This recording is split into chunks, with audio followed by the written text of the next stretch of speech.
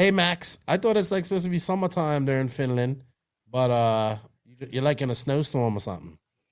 Yeah, it was summertime for a week, and then today I was walking home just a few minutes ago, and it was a snowstorm, like 10 centimeters of snow. Uh, People driving their BMWs around, sliding around, drifting around. So it's like we're in January again. I don't know, man. That's why I don't want to live in Finland ever, ever, ever, ever, ever. But anyway, you know what? We got some races to talk about. We got some news to talk about, and we got RCGP to talk about. So with all that said, let's drop that intro and get to talking.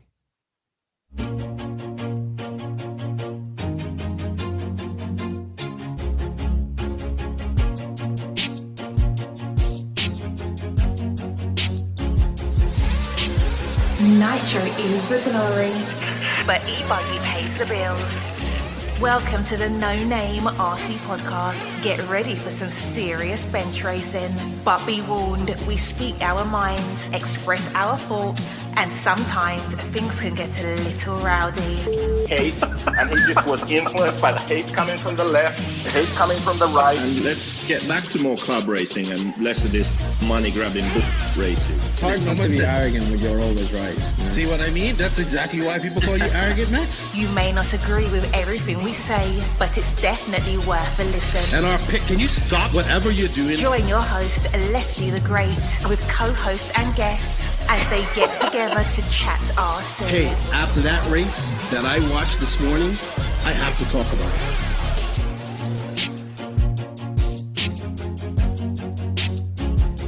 Here we go. $100 right here, $100 throw. Oh no! I like this.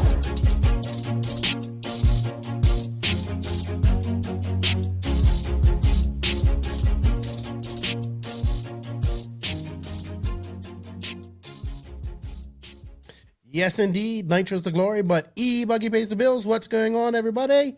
Welcome to episode number 181 of the No Name RC podcast. I'm your host, Keena White, a.k.a. Lefty the Great, and joining me to my left, the arrogant one. Dude, you have like mixed, like, you know, like I would say like 60-40. People like you, people dislike you right now. 60-40 is pretty bad.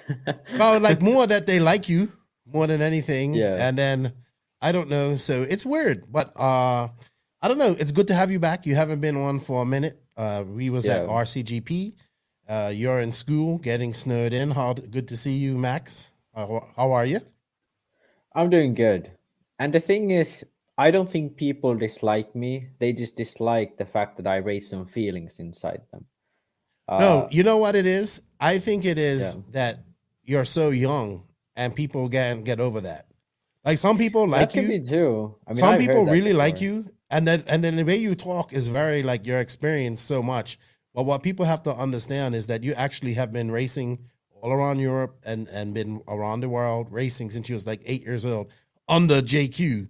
So, you know, like you're not an idiot. Like you're actually pretty smart and you've been there and done that. Yeah. Even though you're only 22, 21. So, yeah, people need to understand that you speak from experience as well, even though you're young. But a lot of people like you. Don't get us wrong. And you know what? A lot of people like us. It was great to see. By the way, what up? One guy from Costa Rica, I'm blanking on the name now, but he messaged me today that my CVA tip helped him win a local race because he ran CVAs in his HB and he liked it much better. So awesome. That's great. That's great. That's really good. And also that's awesome. We'll talk about it in a little bit, but I just wanted to say thank you to all of the NNRC Squad around the world. It was great to see a lot of you guys here at the Southeast. Thank you for everybody that came up and showed us some love. Max, people really enjoy what we do, man. And after going to DNC, and we got a lot of love there, and then going on to the Southeast, and people really enjoy the podcast and listen to them. And like you said, like that guy in Costa Rica, he thanked you for helping him win. That's awesome. Dude, I had people that literally that I met were like, I just listen to you guys while I'm at work, and people just look at me crazy because I'll bust out laughing. It's just something that you guys said. So those are the type of compliments that I really like, and we have to, you know, we're doing some. I think we're doing some good things here. So everybody, thank you for that support. Shout out to the patrons of the NNRC. We can't do if you guys want your extra support. We're gonna try and get a Patreon only podcast. I'm gonna try and get one with JQ this week. Maybe with you as well, Max. We'll see. Yeah, those are fun. Yeah, they're therapeutic. So thank you to all the patrons of the podcast. Also, thank you to the awesome companies that continue to support us. They are InvisibleSpeed. Joseph has a special going on.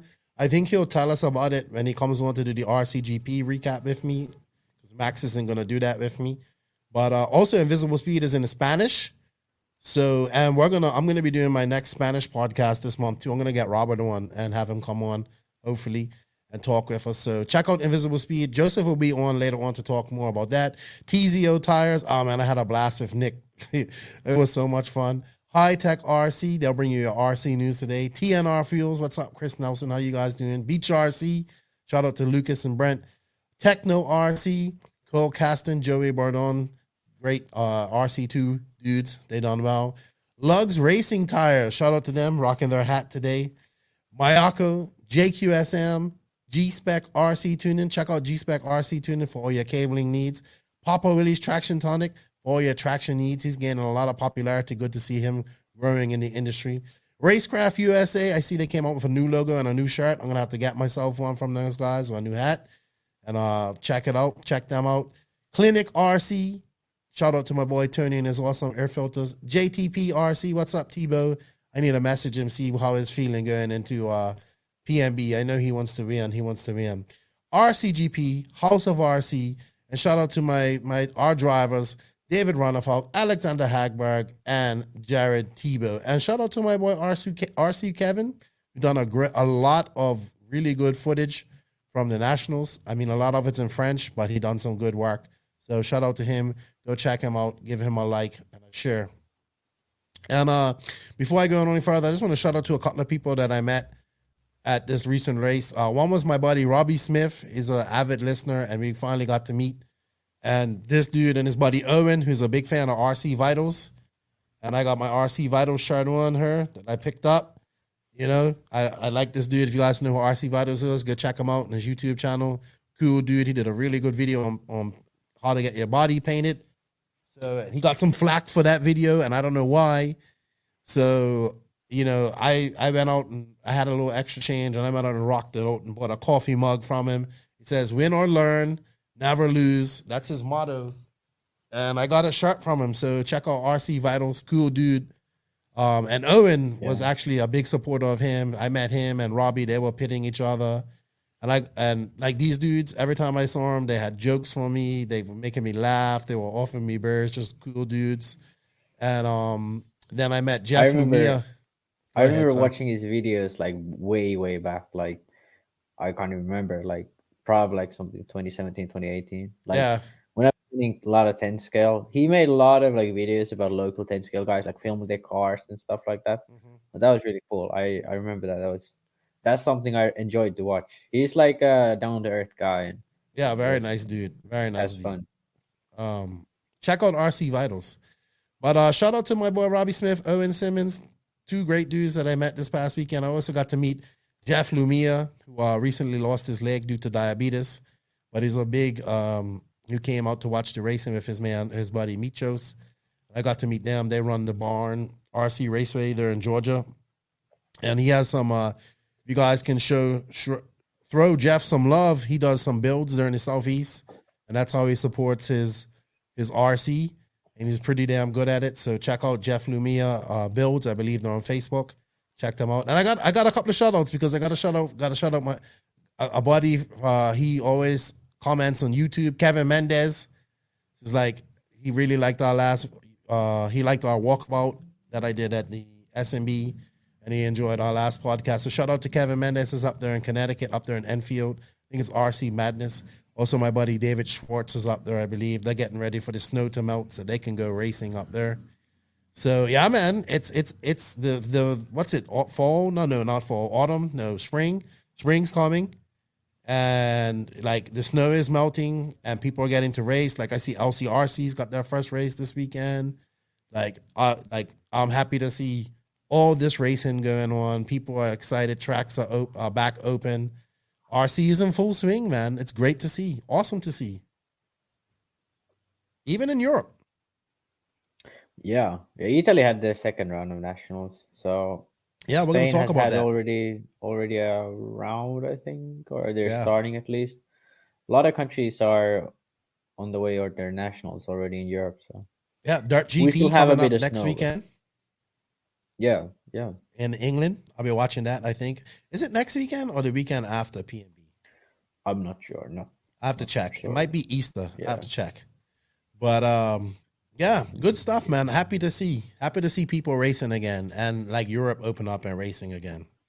All right, I think we should just go right into what we're going to talk about, Max, because we got some races to talk about in our news. So the RC news is brought to you by High-Tech RCD. High-Tech RCD is a leader in the RC systems, delivering the highest performance and reliability, supported by a dedicated customer service personnel.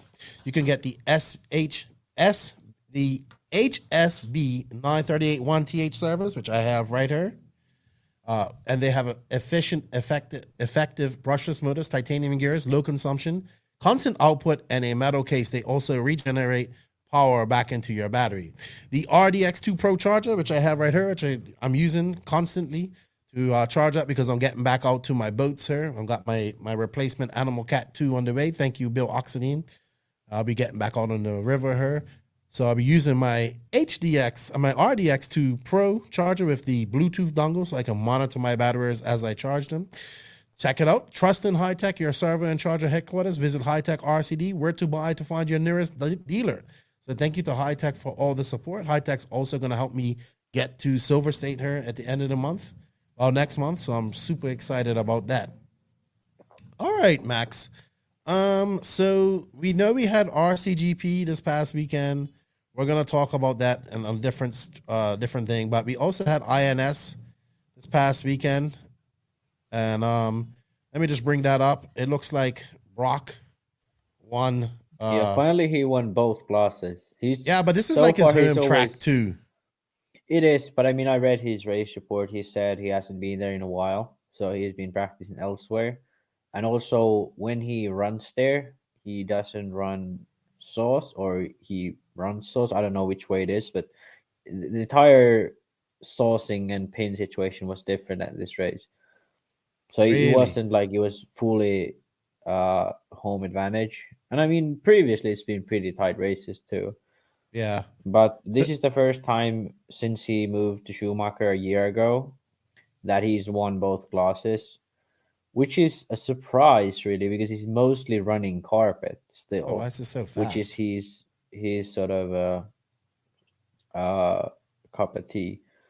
So, yeah, I mean, I would have expected a bit more from him, but I mean, this result is sort of what I thought he'd be doing, which is great. Like double win, dominating over Rivkin.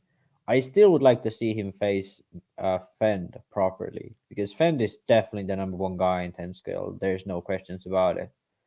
I just noticed that Fend didn't go to this race. I'm surprised. He must have took a break. Yeah, he didn't.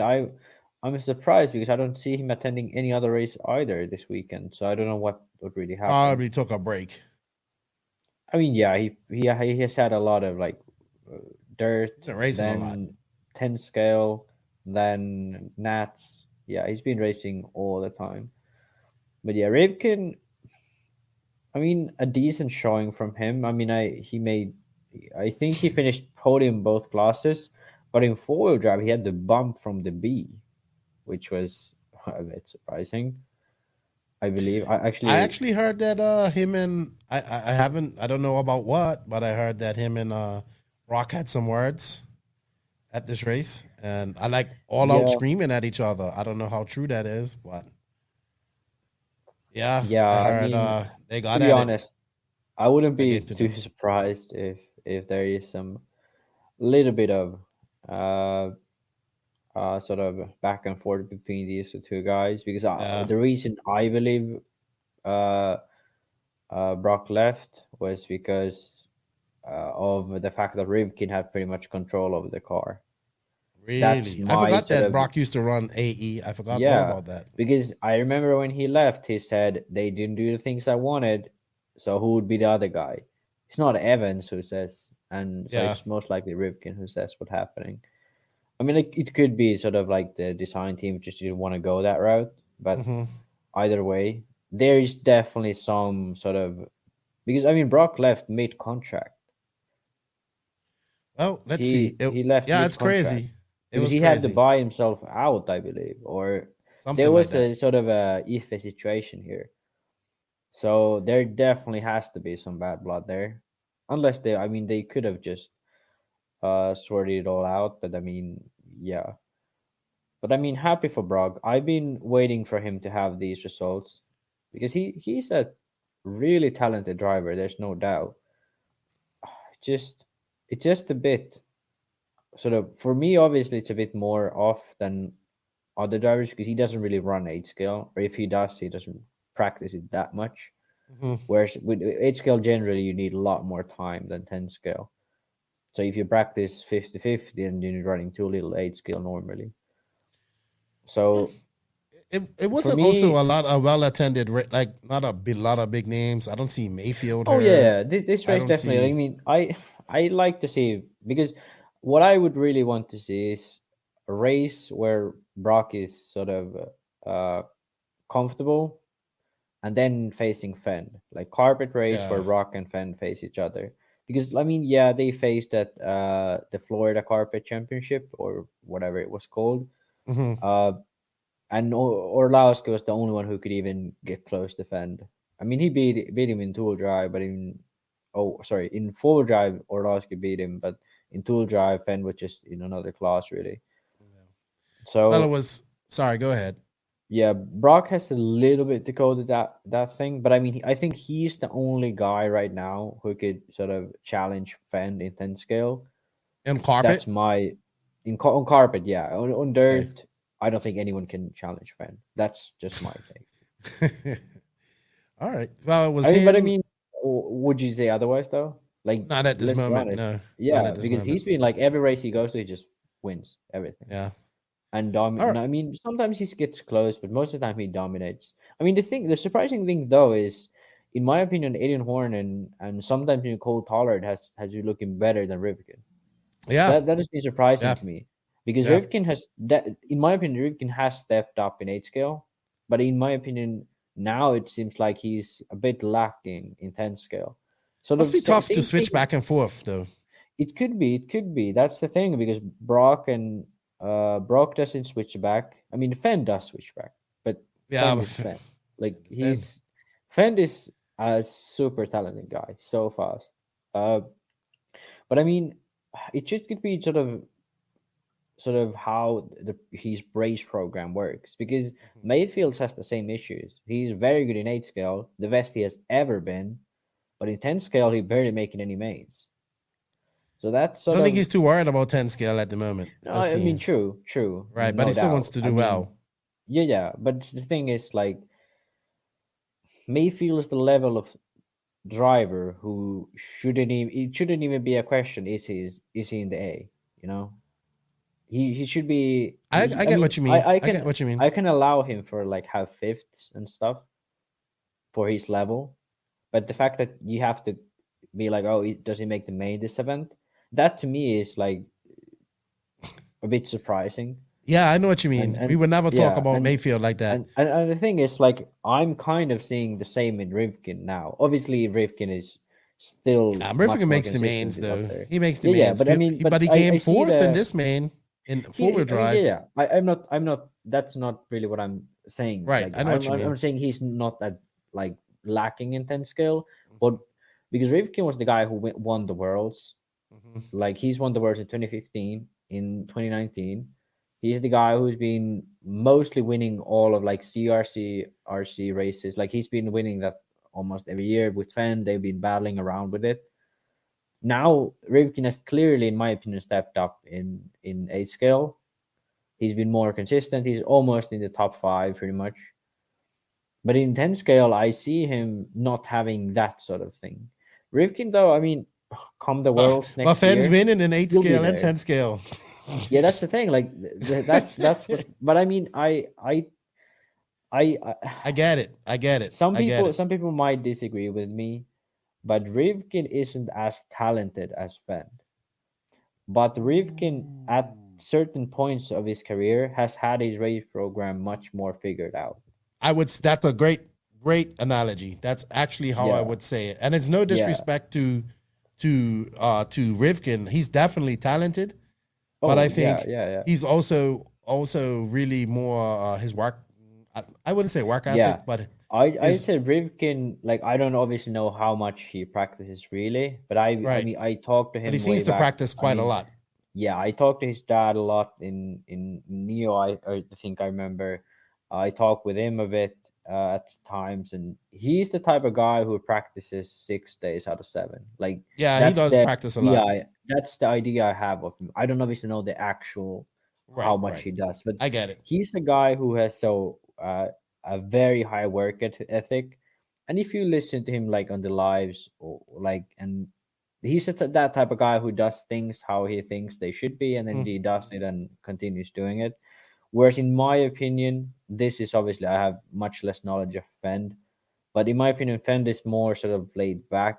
He does a lot of work, no doubt. I'm not sort of downplaying that, but he sort of relies a lot more him driving really well, like car setup wise, like everything he does, he relies on like his talent will save him a bit more. I get what you mean. Yeah.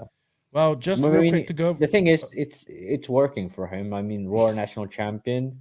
He's winning all the 10 scale races he goes to. We'll make our PMB picks in the conclusion. And I mean, the thing is, like, he didn't just win Buggy; he won both classes. Yeah, he did. And with looking like this, he's gonna win tool drive, four drive, stadium track in 10 scale nats. So this could be another sort of. He could sweep everything this year. Because Fend has had a year where he won 9 Raw National Championships. Yeah, but he never. This is the first time he's ever won Buggy. He won everything else except for Buggy. So maybe this is the year where he wins everything. Yeah. You remember, actually, like, it's a good topic because at AMS you said this is going to happen, and I said, okay, DNC, he's not going to be the top favorite, and he wasn't. He was there, but he wasn't sort of the winning candidate. But I think I really underestimated him before, because that AMS win, I just said, oh, the track suited him and stuff like that. But this year he has proven that he's much more than that. And I think this could be, actually, like, you were more right than I sort of gave credit to. That this could be sort of that Fend year again. I think so. I think so. But I'm not picking him for PMB. Yeah, you're banned from picking anyone at this point. No, but I have my winner for PMB picked out. You're only allowed to pick Mayfield, because then he seems to subsede my jinx. Like, you know what I mean? Because he's the only driver who's above your jinx. All right. So just real quick results. Top 5 in 4-wheel drive was Brock Champlin, his brother Blake, Rob Gillespie, Spencer Rivkin, and Austin Cracknell. So. And then in 2-wheel drive, Blake is now with Schumacher too. Yeah. So Schumacher double win or double what you call it, 1-2. And Brock, Spencer, Blake, Brandon Foote, Rob Gillespie in 2-wheel drive for INS. So that's it. Should we keep it carpet and go right into EOS after this? Yeah, 10 scale carpet. All right. Do you have the A2 of 4-wheel drive? Because I think I have it up here. Just have to see. Like, if you're listening to this, please go to Euro Racing Series YouTube channel and find the second A main of 4-wheel drive. It's about. I'm actually using Raceway 1. So. Oh, okay. Raceway 1 has it too. I don't know where to find it, but that is about 3 minutes in. You see some carnage. Do we have a look right now? Or you have it slowed down? Okay, yeah. So I think it's coming up here soon. Yeah, it's the next few laps, I believe. But anyway, actually, this is a pretty big surprise. This young kid, he's been racing since way back. He's been making he barely made the mains at few DHI cups. can't remember if he's made any mains at the US, but yeah, okay. So here she is. Orlowski takes this kid out, and this All kid right, let's just go back gets, a little bit. Yeah, rewind a bit. But yeah, this I guy, can start on too. Hold on. Marcus Kairup, he's a very young driver from Denmark. He's been making sort of mains, barely making mains for a while. A few years go by, and now this is his first big sort of top 3 finish, and he won it 4-wheel drive in the end. But yeah, you could see Orlowski takes him out. He gets on the wrong side of the pipe, and then I don't know if he does that on purpose. I don't. It doesn't look deliberate, because you can see here. Let's go back from there. Yeah, Orlowski's behind. He's been following him from entire main at this point, so he's been trying to find a way past. Marcus is pretty fast, but Orlowski is trying to find a way. So that was just a straight out takeout by Michal. I don't know what he was thinking there, but now Marcus is wrong side of the pipe. He's waiting for the marshal, but then he sees the cars coming, and he goes, and he's just in front of the cars, and these guys just hit him straight on, like at the beginning of the straightaway. I don't know what he was thinking there. I don't think that was deliberate. Then after he gets back on track, he just takes Orlowski out, and he got docked a lap for this. So they penalized him a lap, which is harsh, but in my opinion, he deserved it, because he cut like 2 corners and then just went straight on to oncoming traffic. Either way, he won the first main, he won the last main, and ended up winning this event. So nothing. I don't want people to sort of focus on this as the main point, but this was just something. But they are, people are focusing already on this. But in my opinion, this takeout by Orlowski is, in my opinion, very outrageous. I don't know what the hell he was thinking. So you go back to Orlowski then. Yeah, I mean, obviously what Marcus did by just going in the middle of the straight, just holding his place there, not trying to avoid the cars at all. That was dumb as hell.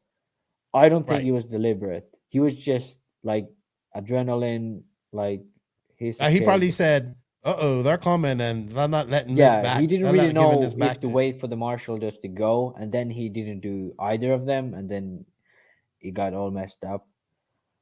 But and here he takes Orlowski out.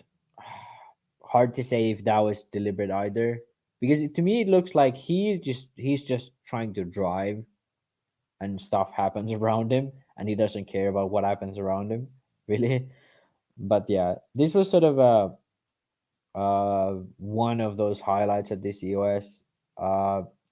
Something you just never wish to really see. Oh man, he really did dive into him though. Yeah, like Orlowski dives right into Marcus. He did take him out. But this is the point where I think because now he's just waiting, and now he realizes he's on the line.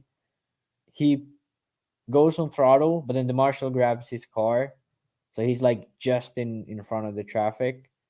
So I don't know. Yeah, it's a bit silly looking, but I mean, I don't think that was deliberate. Yeah, I think that was Barkan and Borak. Ooh, yeah. He kind of doesn't take him out though. Hold on. Yeah, that was. I mean, yeah, but it was a sort of a CTO move where you just don't care who's in front of you. Let's see. Drive, I mean, it wasn't like a takeout, but it was just like, I don't care that there's a car in front of me. Yeah, that's what that was. Yeah. Does this damage this young man's career in any sense, you think? Not at all. Like, this is like he finished third in tool drive. Mm-hmm. Michal won tool drive. Jona finished second, and Marcus in third. And in full drive, Marcus won. I believe Daniel Kobevic second and Jor Neumann third. Let me check. But like, come on, first big sort of top 3 outing of this kid. I mean, dude, in my opinion, like epic. Like, this is very good. Like, okay, this sort of one incident, people will forget it at the end of the day. But No, I mean Arlovsky caused it.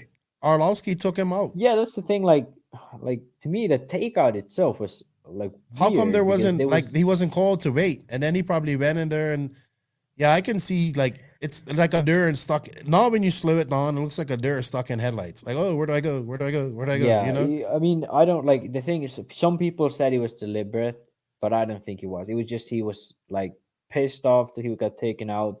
Then he was like confused what he should do, and then he just made the worst possible decision in that time. And yeah, it happens to all of us at some point. For him, it was just happened at a bad time because it was his sort of fighting for the win for first big event for him.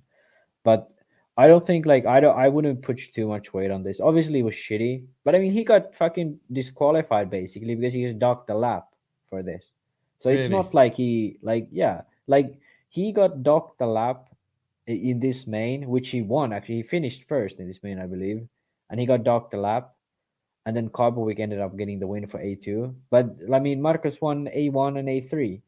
So it wasn't like this win wasn't deserved. I mean, yeah, he caused some issues.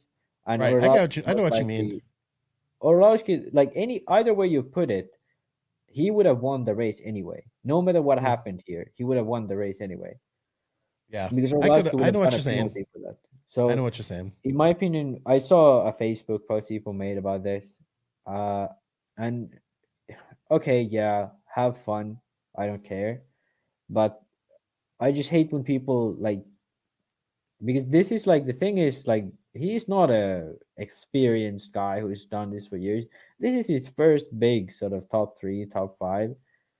So it's not like that. It's just a huge deal for any racer. Like even for an experienced racer to get a win at this level is a big deal. So I'd much rather focus on that. So really, but you know how it is. There's a lot of people that really like Orlowski and Schumacher, and I get it. But I mean, I'll be honest. If it looks like Orlowski should have had a stopping, or he should have waited. He took him out. 100%. Like Orlowski deserves a penalty. I mean, I know my buddies Aiden and Jerry Fisher are gonna not agree with that.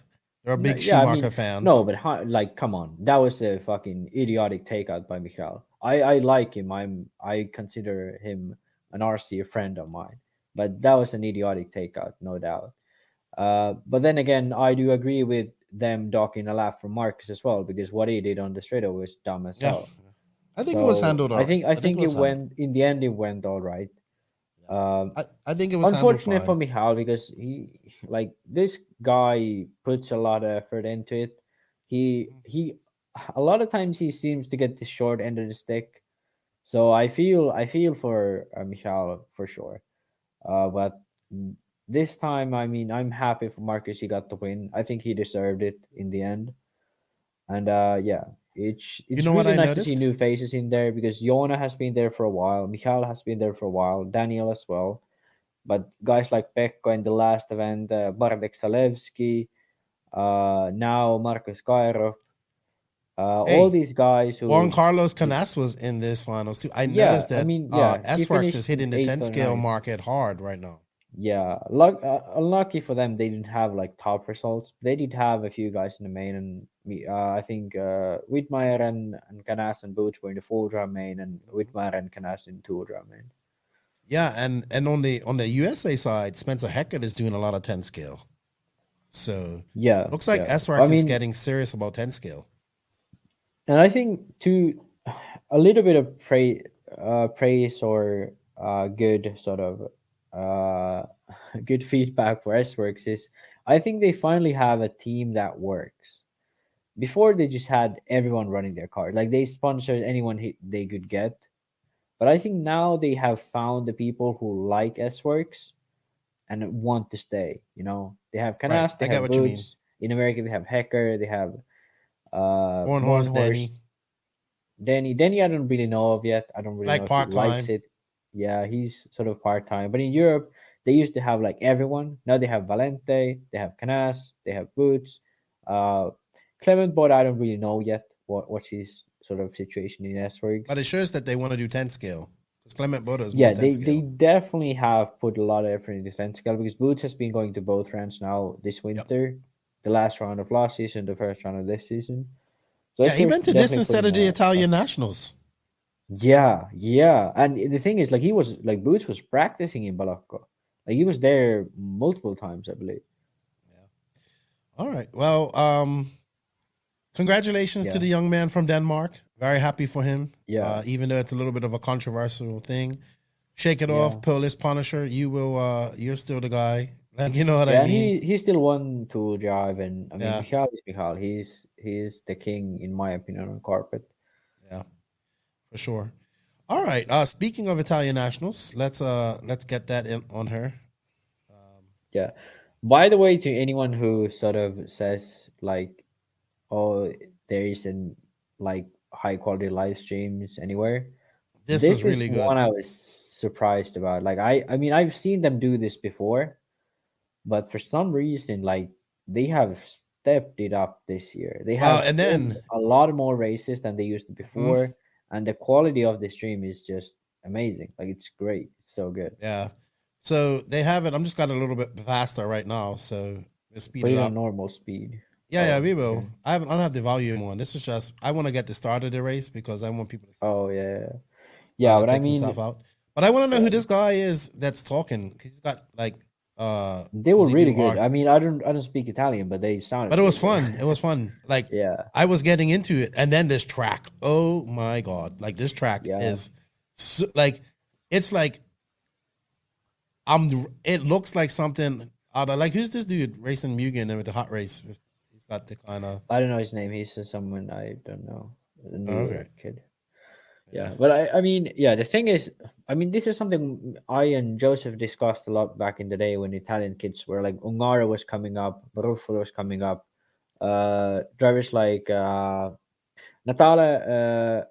No. Which one is it? Polito. He came up a bit later, but Valente came up with him. There's like a lot of Italian kids. Oh, Sangatin back in the day. A lot of like Italian youngsters coming up, and then like just Italian level of racing was really high. Now we were with Joseph discussing this a lot at one point, and we just accounted it for the fact that the tracks they have, they are technical, but they are technical in a way where you need to be fast. yeah. Let's They start. are- We're they gonna aren't- get this start her from Yeah, there. they aren't Hungaro's on technical. pole. Yeah, they aren't technical in a way where you need to sort of make jumps or do something very tricky. But they're technical where if you drive wrong, you are slow. If you drive Yeah. right, you're really fast. Well, Barufalo found out about driving wrong, but this Yeah. track is completely awesome. Like I love it. It like has motocross. It has like when people will see when they take a lap her. By the way, this is courtesy of let's see who the people are. Modellismo RC on yeah, let me it's subscribe an to them. Italian. It's an Italian news site. They do news about everything RC related. But the best thing they do is they do live streams of races in Italy mostly. at this track. Rcgp, they've done it multiple times. Italian nationals, they've done it multiple times. And can you go full screen, Keenan? Yeah, 1 second. Yeah. You do it. Yeah. So the thing I really want people to do is like, if you're listening to this, please go watch this as well. You can go Modellismo RC. That's an Italian Facebook Right. site, and they have videos on YouTube, on Facebook, both, and they do live streams of Italian events. And this is What a something badass track. I just can't get yeah. over it. Look, this is my favorite section of this track, right here. Like Yeah, I think yeah, of like that's motocross, right here. I was here once, but it was in very bad condition. It was really bumpy. This is what I would like to try, have it like really smooth. And I do But like yeah. that Ongaro has going back to orange and white. Now I can I really love look at it. his cars. I can freaking tell his love it. cars apart. Yeah, because I hated it when he did that Oh. blue silver thing. Dude, that love national. that I mean, older orange. But if you like, let's look at this one, because Butterfly is staying up in Ongaro. oh I want yes, to this see where is he what I. breaks, because This is what you'll happened see. here was Barufalo, like there's 2 nationals around in Italy now, and Barufalo has broken in both. Both mains is broken. About to break on this Ongaro one. has won both, so it's looking like another Ongaro Italian Championship. Polito has been up there. This time it was who was it now? Berton second, obviously. Polito third, and Valente in fourth, and actually Teschione Here it comes. fifth. And yeah, It's gonna here come on this. It's coming on this lap. yeah. So let's look at Barufalo braking. It's to me, I'm very surprised at his speed with Techno. Dude, he's Because- flying. Yeah, Watch. because I don't understand how he does it, because there's no way Boom. he should That's be. it. Oh wow. And then he look, just- boom. All right, let's go Ah. back. Yeah, that was unfortunate. Let's slow it down. Yeah, that was unfortunate for him. Under the bridge, just went a bit wide and catch the pipe and broke. All right, gonna have to go Yeah. forward a little bit. You can use the arrow keys too, Keenan. Okay. All right, let's go from here because he comes up. This is Yeah, so he's, bad. like- I love this section. Yeah, Like, I but really this do. is the thing. Like here, like this is the thing that Barufalo can do. Like with the Techno regular, you would lose speed here, but with him, he just Yeah, he keeps broke it right pinned, there. He broke right and there. yeah, right there, he just kept it two pinned. And yeah, he Ooh, just that was he just unfortunate for broken. both. I think that was Berton or Polit. Oh, Berton, I think. Yeah, Berton. Yeah, unfortunate. Just broke right away. Yeah. Man, that's why I said Barufalo Yeah, aggravates but me so after- much. Yeah, but after that, it was Ongaro. He just took off. Won by almost a lap. Crazy. Yeah. This, He must have said all that talk about people saying that I'm not liking the car or whatever. yeah, that is, but it is still surprising. It because yeah, I don't know. Hard like I don't know why, but it is still surprising because he just no matter what he does to his car, he seems to keep the pace. Same with like Barufalo. But too, like- this is the type of track that he will be fast on. It's oh, 100%. Yeah. 100%. yeah, this is his but- type of track. Yeah, but to me, it's just surprising. Like Barufalo and Ongaro, both of these guys, Barufalo switched from X-ray to Techno, no change in speed, same speed. Ongaro has a different style of car, a new front end, pretty much. A huge change in the characteristics of the car, and it's just still same results. So it's interesting how these guys do it. I think it's just that they are so talented as drivers. It has to be that because a lot of the drivers, like you can see the effect of the car, but these guys just, I don't know.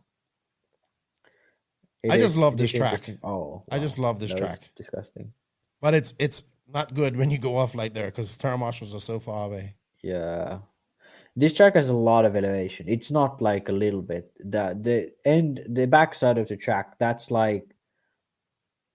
a good, probably 10 feet higher than the bottom Yeah. of the track, at least at the very. Oh man, I least. just love this track. I love it. Yeah. Ugh. But it's a huge track.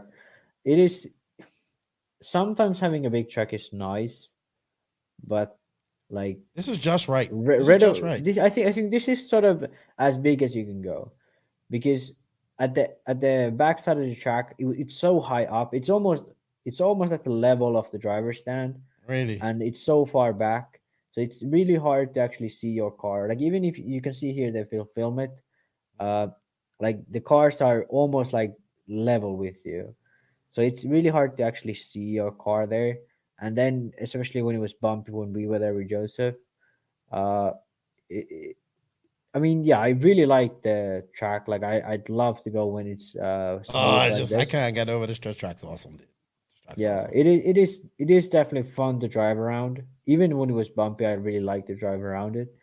But yeah, it has its difficulties. Like, but I love this section though, the banked corner. All right.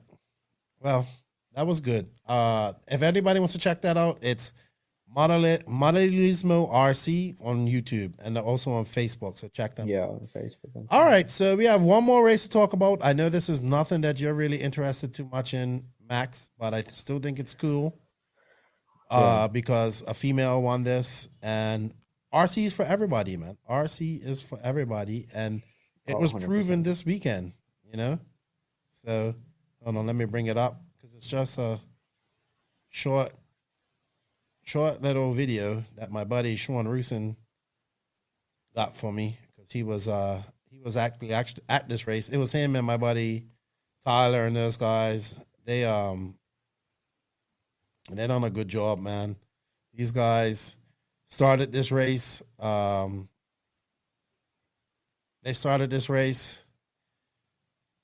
I think it was. This has become just a fucking high tech class. People fucking spend thousands on this thing. I know, but they started this race here 3 years ago when I met them at DNC, and it's grown up so much. But this lady had I think it was 220 entries, and these are the last two people standing.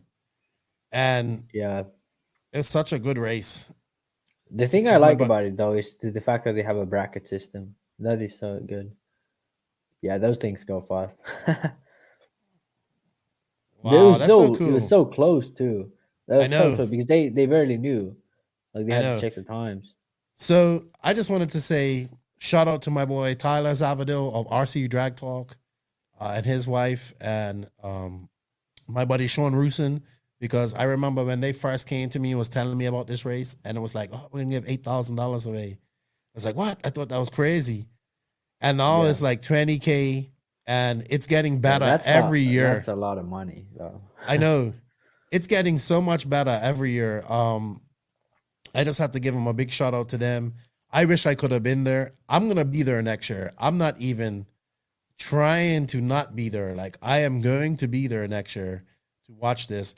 And shout out to Samantha Joan, man, because even though a lot of this is programming in ESCs and all that stuff, you still have to drive these cars.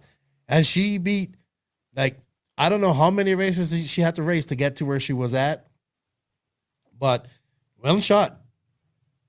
That's it.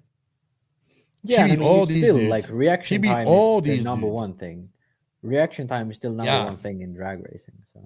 Dude, congratulations to her. Because, man, RC is for everybody, and she just proved that. Like, you know what I mean? So I think for all female RC racers out there, you should. This is awesome. This is awesome for RC. Period. Oh, 100%. And the thing is, like, I like the fact that EFRA has brought up Jessica Paulson sort of as an RC ambassador, and yeah, RC should be for everyone. Yeah, RC is for everyone, isn't it? Yeah, it doesn't matter what gender you are in RC. Yeah. It doesn't matter at all. All right, Max, we're going to go on to our Joseph and I's Rcgp recap. We're going to come back for a conclusion. But yeah, man, thank you for your time. Thank you to all the winners, man. Lots of racing going on. I'm really happy to see that. And it's really good to see. And yeah, I really like I'm really still stoked on the Italian Nats track. Oh yeah, but the thing is, like, for me, because I know, like, I've been to Italy multiple times. I've raced races there, and I've been practicing in Italy for probably months if I combine all the times.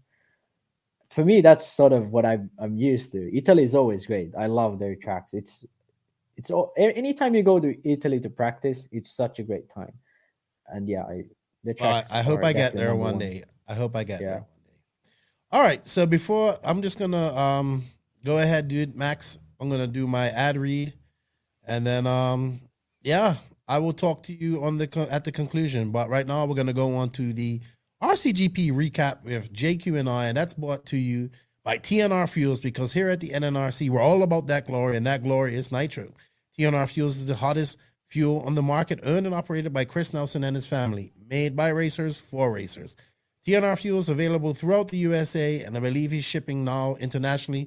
For more information to support the company or purchase some fuel, visit www.tnrfuels.com or contact Chris Nelson directly at chris@tnrfuels.com or find them on House of RC or Facebook.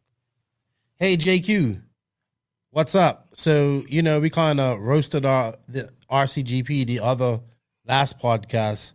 So we have to talk about, there actually was a good race there, and it was fun, besides all the bad things that we didn't like. So that's what we're going to talk about today. Okay. So let's start off a little bit, because you actually had to fly to Los Angeles, then fly her to South Carolina. Why was that? I left all my stuff there from the previous trip.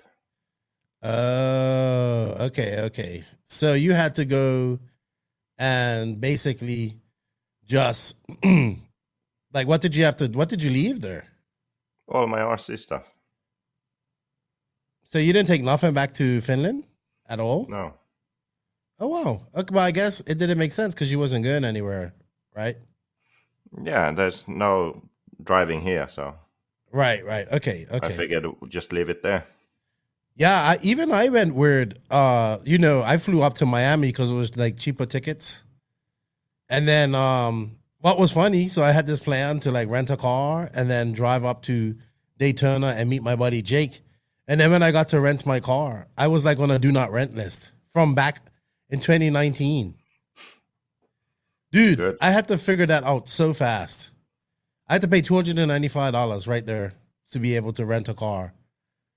So it's from some charge, and I disputed it, and I thought I got it back. But I guess they just said, no, we're going to get your money from you. Either way. Dude, it was the most frustrating thing ever. You got this plan, we're going to rent a car. We're going to get on the road. I'll be there by 11, 12. You know what I mean? Go get lunch. No. Threw a monkey wrench in my spokes. I couldn't do anything. Didn't get out of there until about 10:30, 11. Wow. Traveling to this race was the most stressful I've had ever in a long time. Even through all our travels through South America, this was the most stressful travel I've had to a race. All right, JQ. So what happened when you got there? You got there before me. So you guys had an Airbnb. I was staying because I was working with RCGP, so I was staying at Comfort Suites, which was actually probably one of the better hotels I've stayed in any of my travels. It had a nice breakfast, and we fully used that in the morning. We was grateful to have that in the morning. How about you? Where was your Airbnb? It was 20 minutes from the track. It was good. Yeah. So we was all you stayed there, 6-7 people? Me, Degani, Barry family, Ronne Falk family. So was it bigger than the one that we stayed in California? No, smaller, but we all had our own bedrooms. So how many bathrooms? 3, was it? Okay. Yeah. Not bad. It was good. Definitely these days, I think especially for these longer races, longer stays, because we were there a few days early. Airbnb is really good.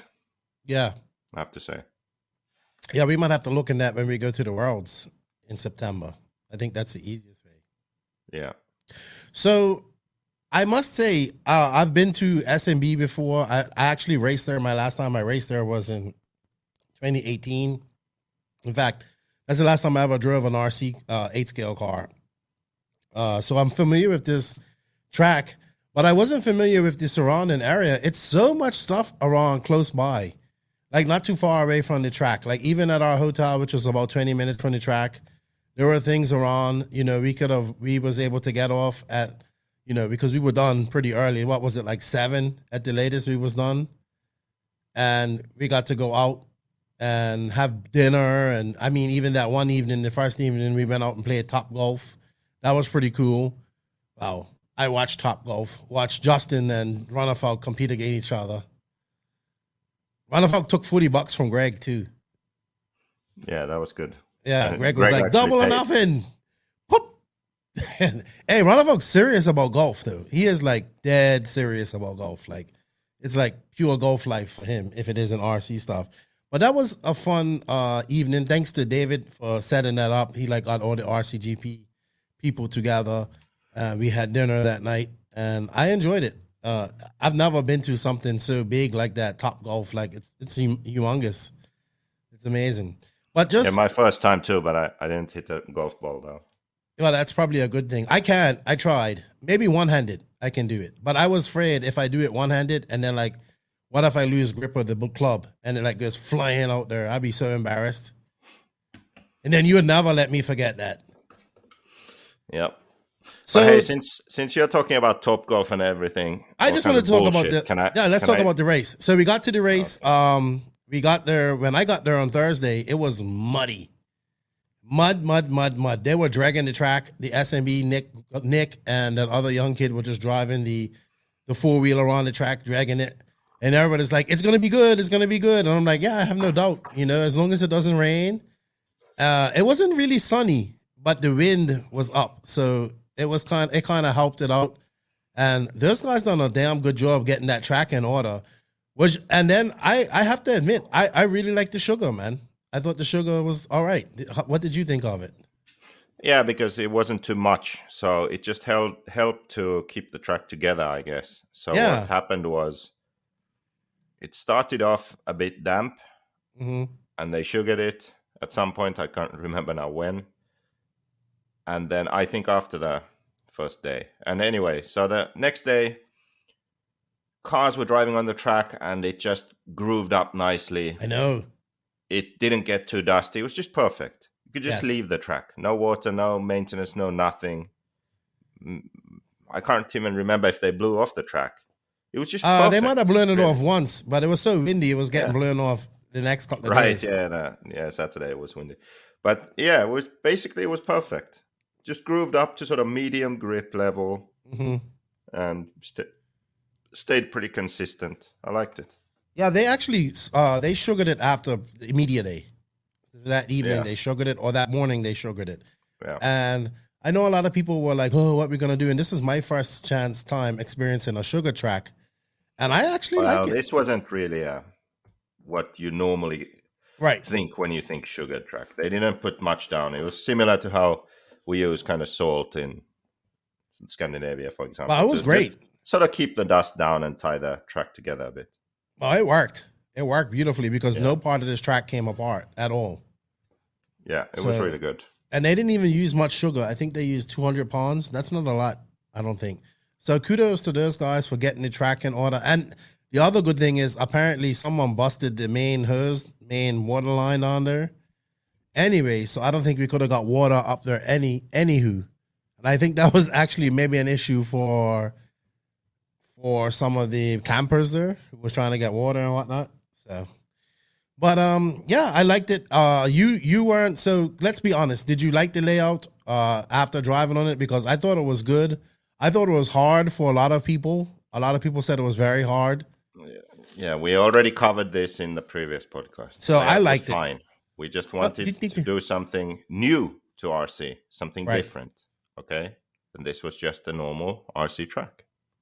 That was the point. There wasn't anything wrong with the layout. It's just that we wanted to do something different, and this wasn't different. Covered this already. All right. So when did you find out that Alex wasn't coming? Basically, the day before. Really? Yeah, because so Alex was going to be Ronne Falk's teammate, but he was stopped in Paris, couldn't board the flight because he isn't fully vaccinated, and he's not fully vaccinated because he got COVID. So he has one vaccine. Oh. Then he got COVID, and you can't get the second one for a certain amount of time after you've had COVID. Okay. But then he got COVID again, so he's had it twice in that period waiting for his second vaccine. Right. So I guess the rules must have changed or something because he went to DNC. So then a few weeks later, no change in his status. Right. And then he can't go. So that's so he was stuck in Paris and then flew back home. And then I ended up racing because of that. Yeah. But actually it was like, it was decent. Like I actually had a decent race, I thought. Which was a bit surprising because I had like zero prep. I was mentally like fully actually looking forward to not racing. Mm-hmm. You know? So oh well. Because you was. And then combined with Ongaro not coming, which was it's kind of, I was really a little bit upset and then without Alex and Ongaro, it kind of just took away from a lot of the European flair that would have been at the race, unfortunately. I think that if Ongaro really wanted to go, he could have gone. Yeah, I think so too. That's how I think so too. What I heard is that his parents had COVID. He didn't. Right. So he did. He could have went with that mechanic guy that was at DNC. So I just think that if he really wanted to, he could have gone. I think he would have done well at this track. It's a shame he didn't go. He would have done well at this track. The grip would have been good for him. Yeah. Of course. But Runafalk was there. Lee was there. A lot of people came down to see Runafalk, which was good. I saw a lot of people come up to you as well. And some people bought books, got some signatures. So that was good to see. Agama had the prototype car on display, which was good too. I know a lot of people wanted to see that. And yeah, it was good. I mean, everybody rode in on Thursday. Then Friday was kind of practice day. That kind of got off to a little bit of a shambles in the morning with registration. And then I noticed what was a lot of people with the Spec tire was already doubting the tire so hard before even getting on there. And of course, like when it's a green track like how it was, it's super slippery, so that tire wasn't good at all. Oh man, it caught so many people off guard. It was like people were like, oh, I don't like this tire and this and that. And I was just like, hey, everybody's on this tire. I kind of explain it like this. The tire maybe wasn't the best tire for the track, but it was the best tire for the race. Does that make sense? Because it's a control tire. The whole point is that it stays relatively consistent throughout its whole lifespan, and it lasts as long as possible while still offering enough grip. And looking at the cars go round, actually, they seem to be okay. Like, apart from the very first run in the morning when the track was damp, then they looked loose. But we had a shakedown, for example, on the Saturday, so it didn't really matter. Friday was just practice. So for racing, yeah, I think they were good. Yeah, Everyone because was able to drive around consistently, and yeah. Well, I think they were best because also tire attrition was a thing. Once the grip came up, tires were going on, and people forgot that you was only allowed one per day.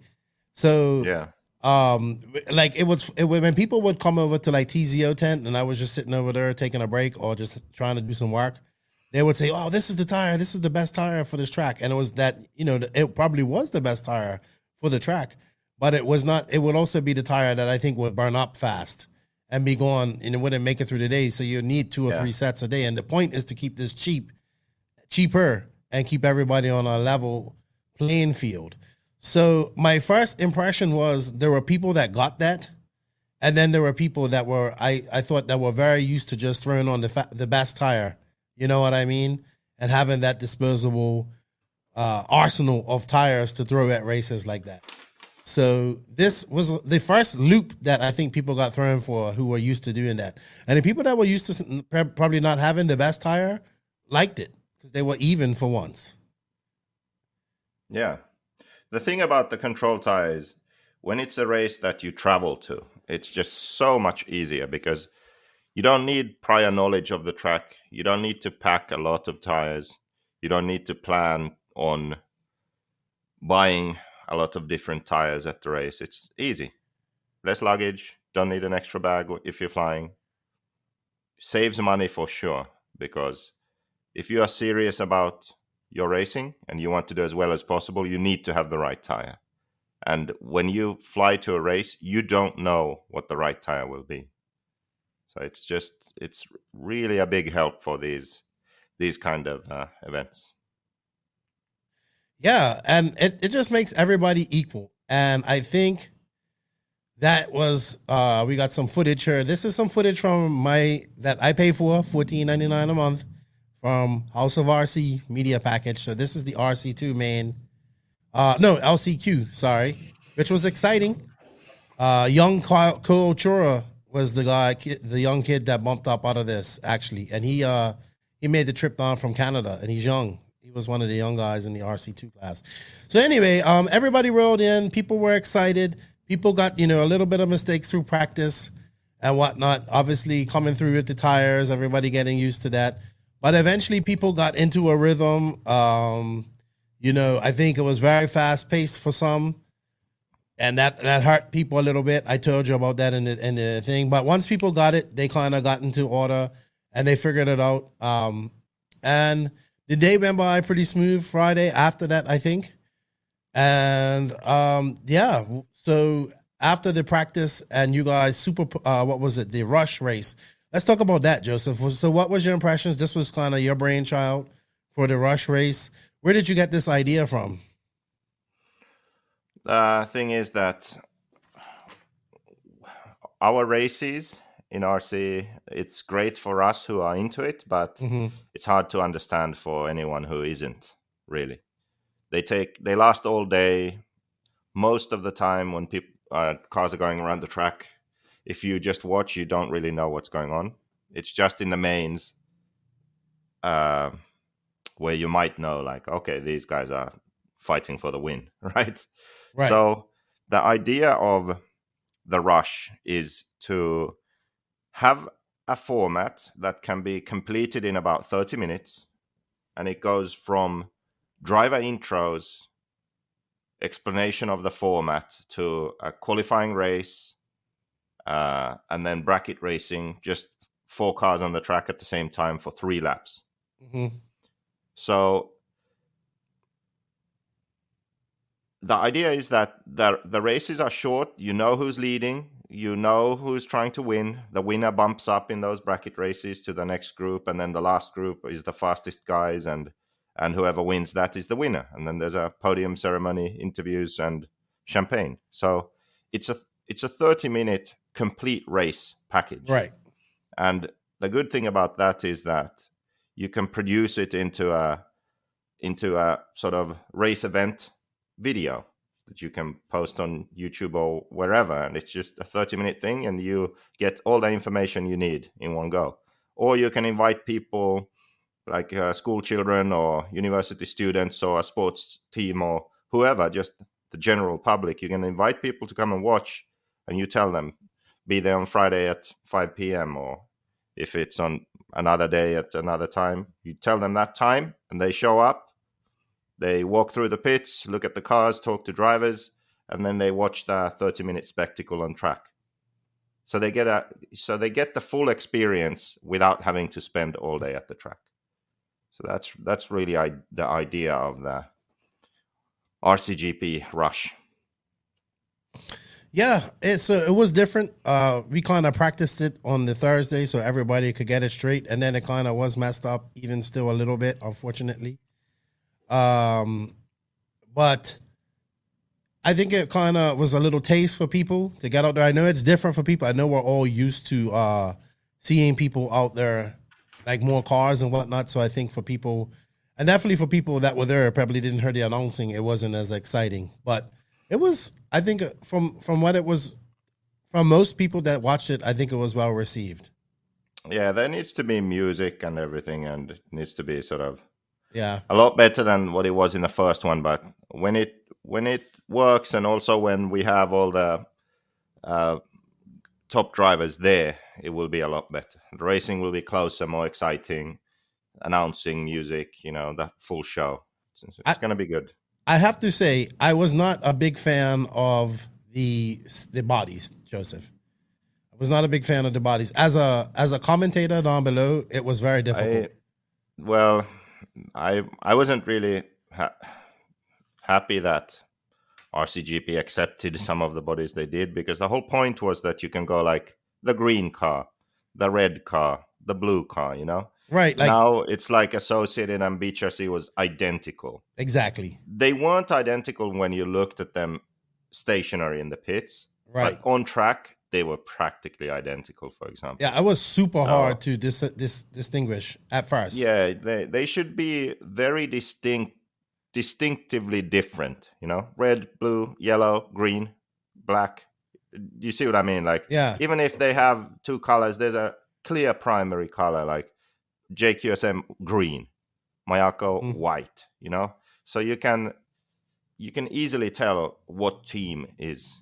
I also think they need to have numbers on the wings, because it was very difficult to see the numbers on the side, Cole and Aiden had their numbers on the wing, and it made a difference. And then actually Cole had like a little neon strip on the back of his wing, and that's how I knew it was his as well. Yeah. So yeah, just I get why. I know a lot of people asked for this from last year. I don't know if I really like it that much because I'm just so used to seeing the other paint schemes. But if we're gonna do this, we might as well go to the other paint schemes, like regular paint schemes, and watch them. So that was my thoughts on that. All right. So Rush, Joe Bornhorst wins it. I think for me, Joe Bornhorst was probably the biggest surprise of the weekend. Not because of his driving, but I think he actually enjoyed himself and kind of got into the whole you can be a character, kind of be yourself type of vibe. He had some good one-liners. He had some jokes against you and whatnot. Was you surprised by Joe Bornhorst? Did you think that he was gonna get into it like he did? Because I do think he did. I didn't know that we are okay now, so that's good. Well, I mean that wasn't my question, but yeah, I mean, well, that was my only surprise. All right, but I mean, he was into it, and I have to say, Aiden Horn was a blessing as well to Rcgp this year, this last race, because he was very witty, very funny on the mic, a pleasure to interview, and I wish more racers would kind of be themselves and be funny like him. They don't have to be funny, but be at least somewhat witty. What did you think of Aiden Horn? You got to listen to him? I mean, the production crew really liked him. Yeah, I only saw him in that whatever it was called, Inside Track Live. Yeah, you liked him because he got the schedule. Yeah, I don't understand what's so difficult about a schedule. We already watched this. No, this is the start of the RC2 final. Okay, we saw the LCQ. Yeah. So, yeah, if there's a schedule, you can literally go and look at the times when you're up. So I fail to understand how a schedule can be more confusing than not having a schedule. Somehow going to a race and not having a schedule, having no idea when you're going to run, is easier than actually knowing the time you'll be up. That makes zero sense to me. But hey. Well, I think, like I said, with the schedule, some figured it out and some didn't. It's just like anything from the weekend. Those who got it and figured it out enjoyed it. For RCGP, the task is basically to just share more information. So go through the schedule, Yeah, like a video. Post it everywhere. Make a short video about it. Explain stuff, because there's nothing really wrong with it as such. Mm-hmm. It's just that we need to make sure that everyone knows it exists and it's being used and how it works, Like people aren't curious enough to take the time to sit down and study it, So, oh, I agree 100%. Even with overlaps and all that stuff. I do think that it's only an American problem, though. Like European races tend to have schedules and people are used to it, so. Yeah, well, a lot of people aren't used to schedules, and they're used to just calculating from live RC as well. So I understand that. All right, so let's talk about Saturday. We had qualifying for RC2 was best four laps, non-consecutive. I had mixed reports from people. Some liked it, some wanted traditional qualifying, some wanted consecutive. So the thinking behind the qualifying is that one thing that can cause stress at a race is when another car ruins your run, someone crashes in front of you, takes you out, whatever it may be, slows you down. That's really frustrating. Or maybe you make a mistake on your own and the marshal is slow, and that's really frustrating. So there's many reasons to really get mad at a race, right? During qualifying. Every second counts. So keeping that in mind, if you don't count the whole run, if it's only 4 laps out of 8 or 10 or however many you do, then it doesn't matter if you make one mistake, or it doesn't matter if someone takes you out or slows you down, or a marshal steps in front of your car. Like, you can still get 4 good laps. That's your best laps, and that's it. So in that sense, you eliminate some of those stress factors and you eliminate some of the sort of quote unquote bad luck that people always talk about. So that's one thing. And then the other is that in pretty much all forms of motorsport, qualifying is about speed, outright speed, not really consistency, just speed. Mm-hmm. And that's what this moves towards. So it's not about being super consistent over a 5-minute or 6-minute run, no mistakes, consistent laps. It's about 4 fast laps. So those 2 reasons were why we did this for qualifying. Yeah, but I think some people just, I guess some liked it, some enjoyed it, some still got messed up from people being wild. You know what I mean? Just trying to get that hero lap in. But I mean, you get that in more messed up if the whole time was counted. So I don't buy that at all. And then they had the one race at the end. Couldn't there be a mix of qualifying at some point? Couldn't there be a round of like regular qualifying? It just gets too complicated. So okay. Simple thing is the first qualifying rounds are these best 4-lap average ones, and then you seed it into qualifying races. The fastest group has a qualifying race off a gate start. Whoever wins that is overall TQ. If you break in that one and there's 12 cars in it, you qualify 12th overall. So that's just how it is now, and I think it will remain this way for the foreseeable future. So there's really 2 different stages of qualifying. The qualifying into a qualifying race, and then the qualifying heads-up race itself. That then determines the final starting order. So, okay. So, and then we go into the 2 15-minute mains on Saturday. Starting grid style. Well, I mean, starting gate. Big deterrent. What was the general consensus with the starting gate? I mean, Ronafalk will probably not like it this week. He was getting some horrible starts. So just now we were talking about the RC2 class. Now you jumped to RCGP class. So no, he wasn't. Okay, well, you want to finish on RC2? Okay. Because we finished off qualifying because I wanted to go over Saturday on their mains. I believe it was, I forget who was overall TQ going from RC2. But the people that were impressive were Joey Bardon, Cole Caston, Cade Burnett was super impressive. He actually won the junior final, which was really good. Did you watch any of that? Very little of that. Dude, it was between him and then Joey Bardon and Jermaine, I believe. And those young men put on a great show. Then it was the older dudes. I think the Gandhi kind of walked away with that. And that was like I think he put a lap on the field. But the junior final was probably the most exciting final, one of the most exciting finals of that day. And then we had 2 exciting finals in the RCGP. Yeah, but the guy actually complained about the qualifying system because he said that when it's the whole time and every lap counts, he'll do better because you have to be consistent, right? And these kids are just fast over a few laps, so they can get 4 fast laps. So he qualified a lot worse than he finished in the main. He said he would do that, and that's what happened too. Yeah, but I mean, he and even in the main, he was just like 5th or 6th in his RC2 main. He was just like, these kids are so fast, Yeah. So, so for the junior main, it ended up being, hold on, let me bring up the final. It was Cade Burnett, who came first, young, fast racer from Georgia. Joey Bardon, techno driver, who was like my favorite to win this race. Jermaine Robinson, who won junior final in Thunder Alley. David Olsen, and then he was another South Carolina young driver, techno driver, and Logan Carwick, HB driver, coming in there. He done well too. And then I got to shout out Cole Chura because I think he's the youngest guy in this group right here. He made the trip down from Vancouver with his dad. So congratulations to those young guys for putting on such a great race. It was super impressive. Like those kids didn't want to lose.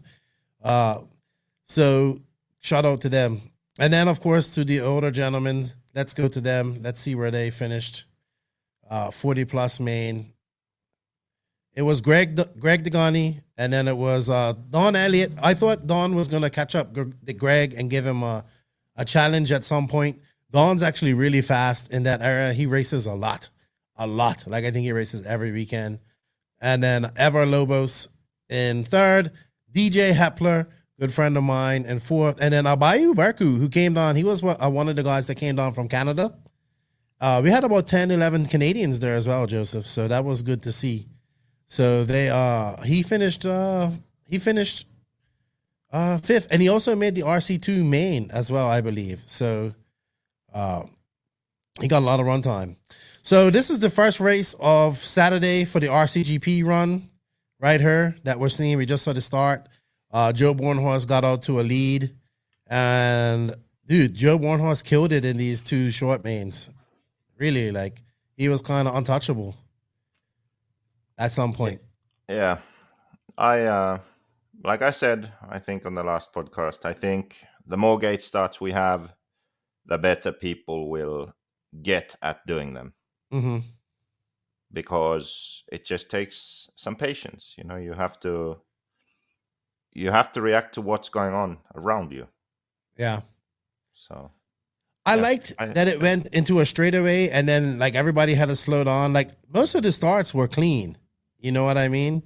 It's just when they got to that 90 where people would make all the mistakes. And then those moguls were so difficult for everybody. So with adrenaline going and all of that, it's going to make it even more difficult. But I think once people got them done, it was good. It was good. I enjoyed them. I think you guys look good doing them out there. I liked them.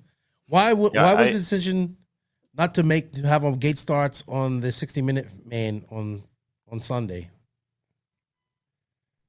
Why did we go to regular staggered start? Hello? You were cutting out for which race? For the 60-minute main. Why did we not use... because it's such a long race, and the drivers last time they said that they would prefer that for the long race you start where you qualify. Okay. So then that will make for a better long race when all the top guys are right there at the front. All right. Sorry. So this is going to be the start of main 2 here coming up. So what did you think of this, Joseph? I think they're still the most easiest ones to watch, most action-packed ones. Yes. I like them. So I think that for the win, there wasn't really a battle in these. David had 2 bad starts, and in the first race, he got taken out where his car broke. It didn't break immediately, but he did a few more minutes, but then had to retire. And then the second one, there was some good racing, I think, because he made it up there. I think he wasn't he leading, and then he made a mistake. And yeah, I actually think he did make. So that second race was actually a good one. But I would say that once more higher quality drivers join the series, so Ongaro in Italy, Sanchetin in Italy. I think S-Works will have Canas and Boots. I think that Rush and also these qualifying races and these races on Saturday, I think they will be really exciting, really good. Okay. Because there'll be so many drivers that are evenly matched. So, yeah. Yeah, but let's talk about who was surprising too. Brandon Rose showed some good speed this past weekend too. He done good. Bornhorst, obviously.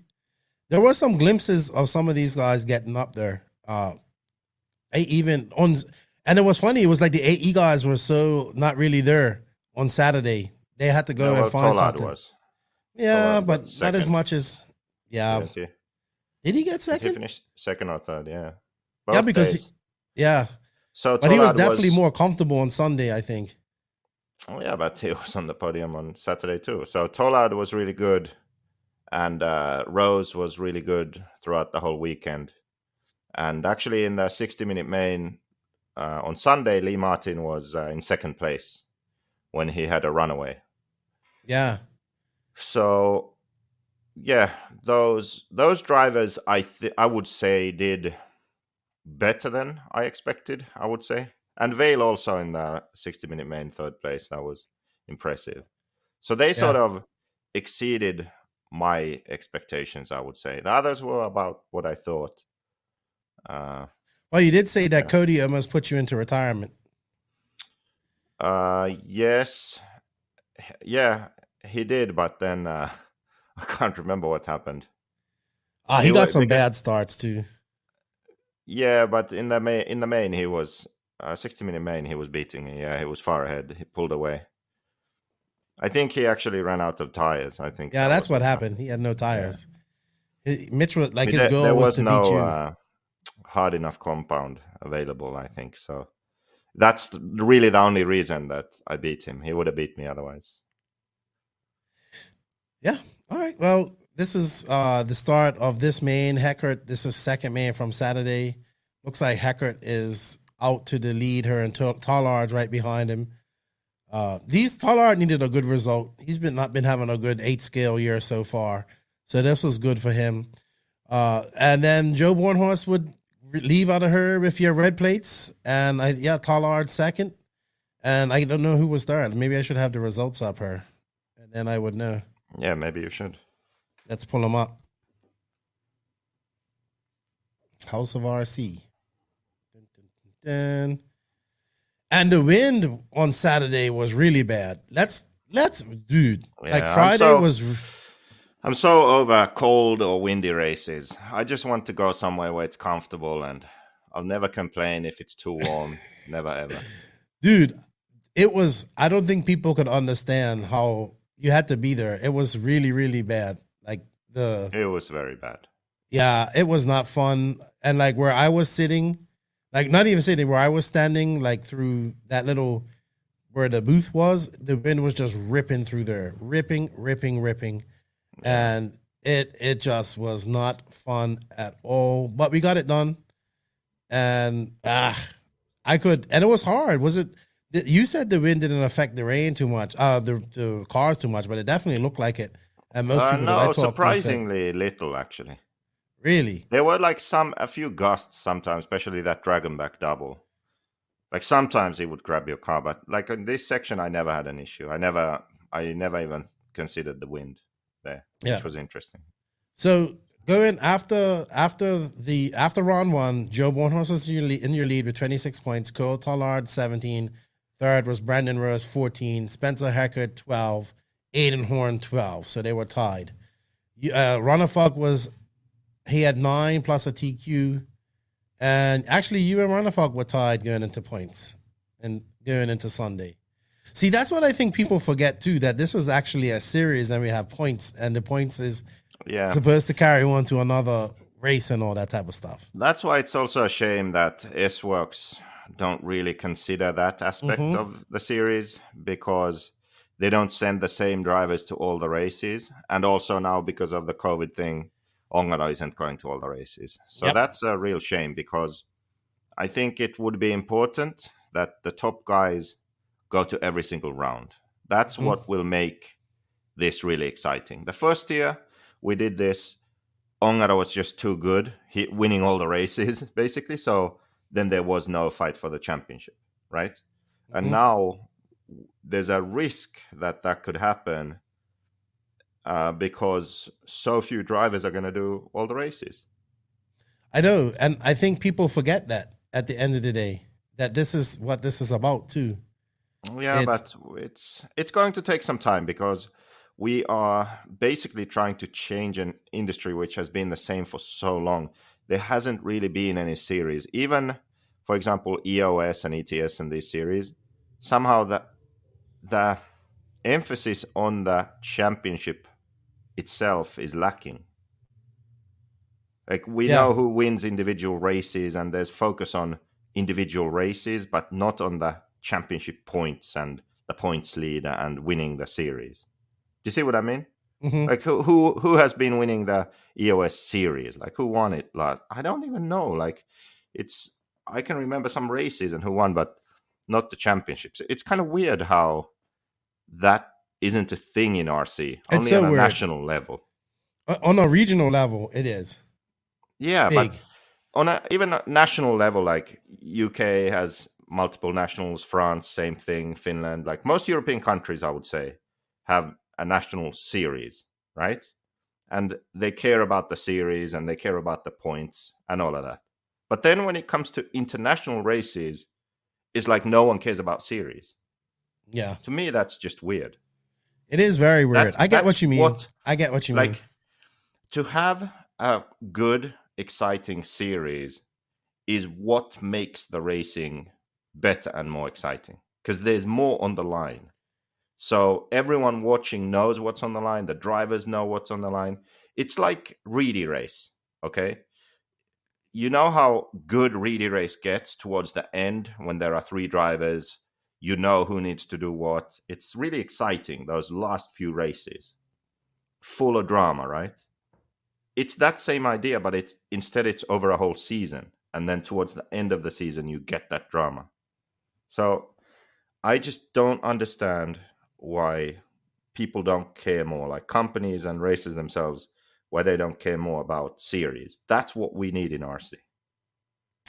I would have to agree with you on that one. We don't. Yeah. It seemed to shun them. There's been many tries. Like, I mean, RC Pro Series was probably the most successful one I saw back when Carlton Apps had it.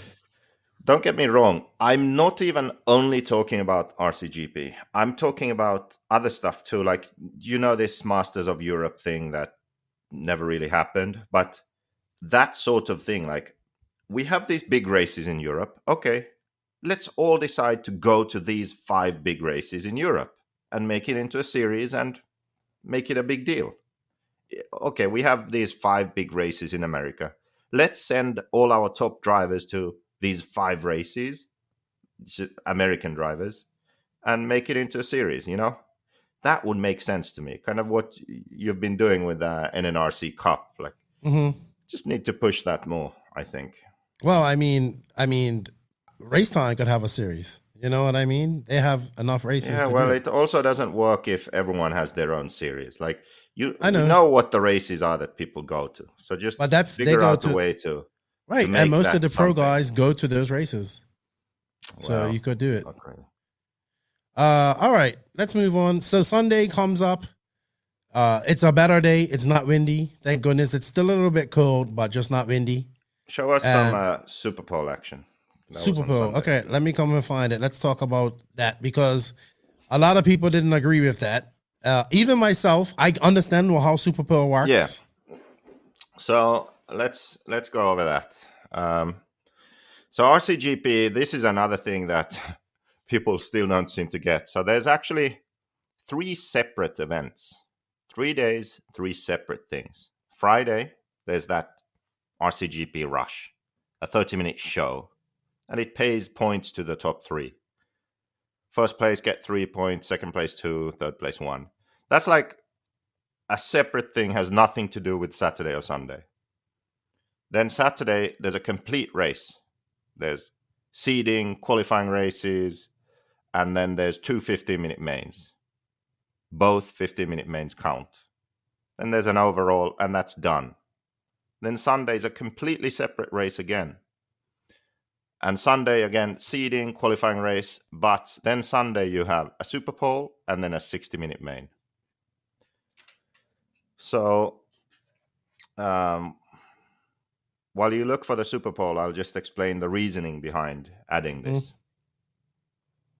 So once again, it has to do with the fact that qualifying should be about outright speed.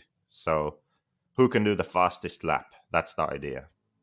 And to add some context, Bornhorst dominated the qualifying races, basically. So going into the Super Bowl, Bornhorst was first. Ronnefalk had some issues. He had a really bad first race, I think, and then a better second and a great third. I think did he win the last one? I can't remember. Anyway, after that 3 qualifying races, it was Bornhorst, Rose, Ronnefalk, top 3. So those 3 guys got into the Super Bowl.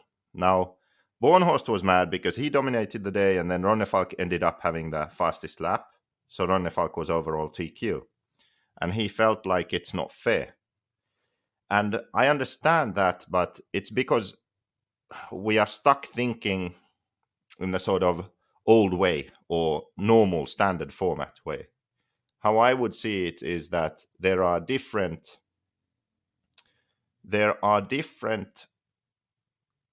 qualifying segments. So what do they call it in F1? Q1, Q2, Q3. Yeah, segments, different qualifying segments. So the way to think about it is that Bornhorst went last, so you need to go back. I'm going to find it back. Yeah. So the way to think about it is that you start with seeding, okay? That seeds you the starting order for the first qualifying race.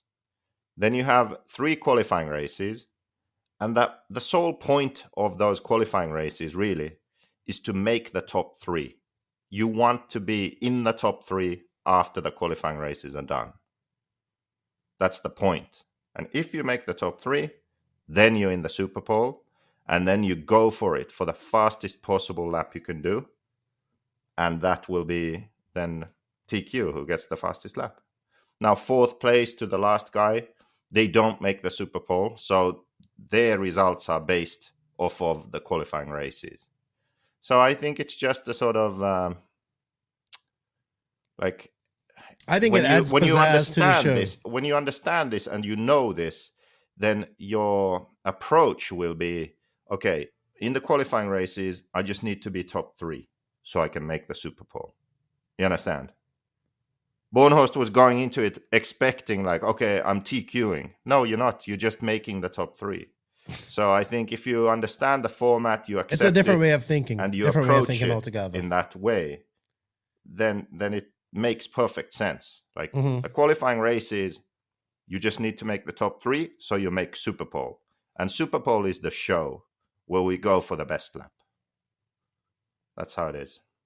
Yeah, here it is. I mean, watching it and listening to Nick, it was exciting. Yeah, and I don't know, when it's done correctly, then it's going to go by really fast. So I'm not 100% sure about the 3 drivers. Maybe it's increased to 4 or 5, but 3 is pretty good, to be honest. It's just fun to watch the best drivers in the world try to get the best possible lap. Right. I mean, people love hot laps so much. You know what I mean? So if you imagine this with, announcing and a bit more show around it, it's going to be spectacular. Yeah. So let's talk about Sunday. So Sunday we had a lot of racing. I know some guys that bumped up. I know one guy that got unfortunately DQ'd, and he probably shouldn't have, but that was just a mix-up on tech, I think, at the end of the day. And he was the man. He bumped twice. He would have been a second bump, and he did pretty good. That was my boy, Zach. I heard the start of the main, which I never even saw because I was just too busy walking around talking. So, by the way, I think Runafault, can we say this? Whatever. I thought we was going to get a really good Runafault Bornhorst battle for this entire race, but I think Runafault kind of pulled away from him. But let's talk about, while this is going on, talk about. I think that Bornhorst must have picked the wrong tires. Or early on in the week, he said he had some like secret sauce or something. I think the secret sauce was off. That's the only excuse or reason I can think of. Because like I said, Lee Martin got into second. So it was Ronne Martin, someone Bornhorst at some point in the race. So, yeah, I think maybe the tire choice, because I doubt he would make any other change to his car because the car was good. He was doing good. So I think maybe that was what happened. Because you definitely had to change tires because it was 60 minutes. Tire wear was moderate, I would say. So probably a lot of the drivers had to make a change for the main compared to all the other races we had done up to this point. So I know for a fact that Ronnefalk, for example, wanted to try some harder compounds earlier just to be ready for the main. But I'm not sure if he actually got to do that because he had such a bad first race and then he needed the results. And yeah, it was just this kind of crazy day. Yeah, it was. But he won in the end. I know he wanted that win badly. It's funny, when I went up to him, I was like, phew, and he goes, I know, I was confident. I was like, He wasn't feeling too well either. He was sick also. Yeah, he was sick, and so you kind of had to gut this one out. But hey, I would say, hey, he takes it. I would take that. Cole Tollard in second, another great result for him. But I think really the best result was Evan Vale in third. He was the hometown favorite. It was so good to see, like, people were cheering for him on the sides.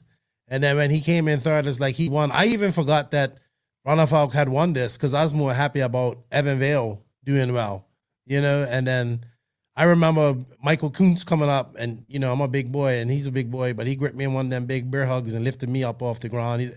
The guys are so happy for him. Yeah. And I couldn't ask for a better, like, ending, like hometown boy finishing. I mean, if he'd have won, it would have been better. But a third place at his home track against some fast dudes in front of his home crowd was a great result. I think on that side, great weekend for the RCGP side. And we're going to talk about RC2 afterwards because they were really good as well. I thought that, like I said, unfortunate without Ongaro being there, or even Zankatine, because I think Zankatine would have done really well on this type of track. It's lots of jumps. He could have done his wheel flicking thingy that he does all the time, like flickety flick. And so it was just a little bit like that. I was really looking forward to seeing you in a mechanic role. How did that go for you? Like, I know working alongside Cody, I think he enjoyed it.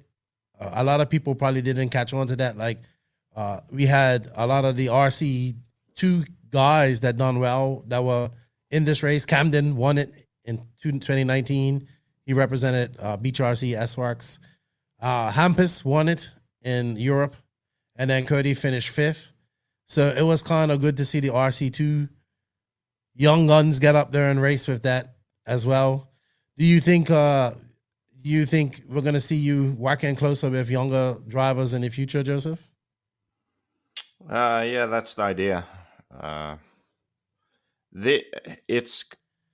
It's hard to really help enough at the RCGP if you're racing yourself because of the schedule. Because basically you run, then there's about 1 hour, and then you're up again.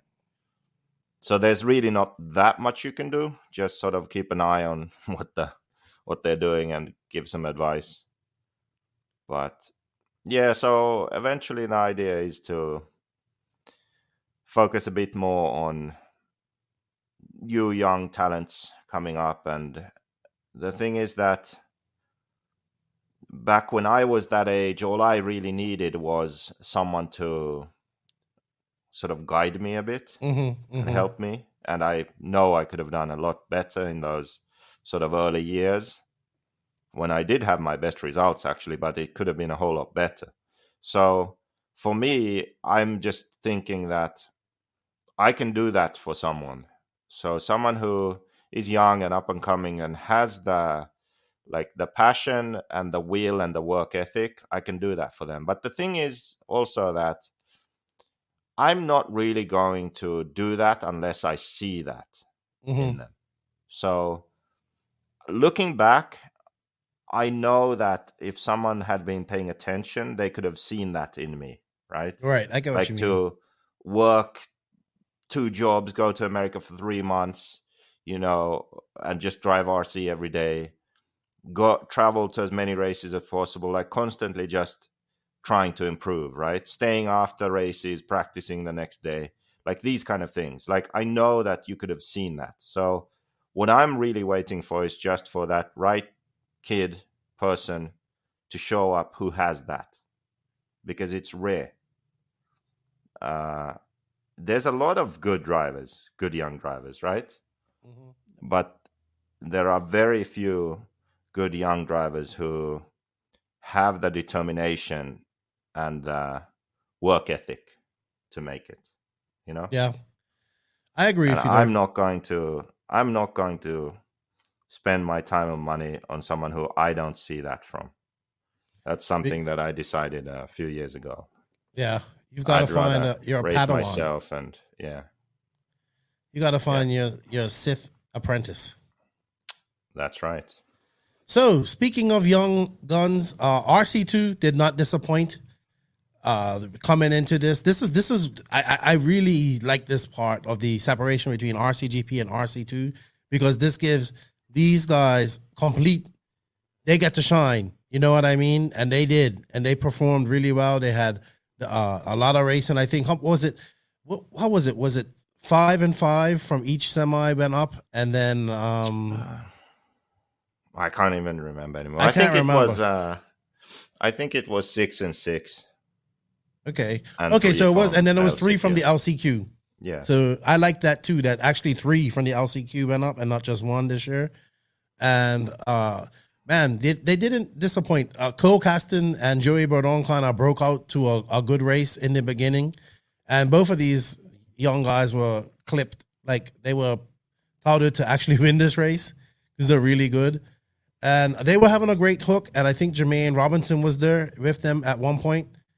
And then I think Bourdon kind of flamed out. I think he's just trying to stretch it. Leading just right now. Yeah. He might have been, I think he would have been leading when it happened, or he was like chasing on. I can't remember.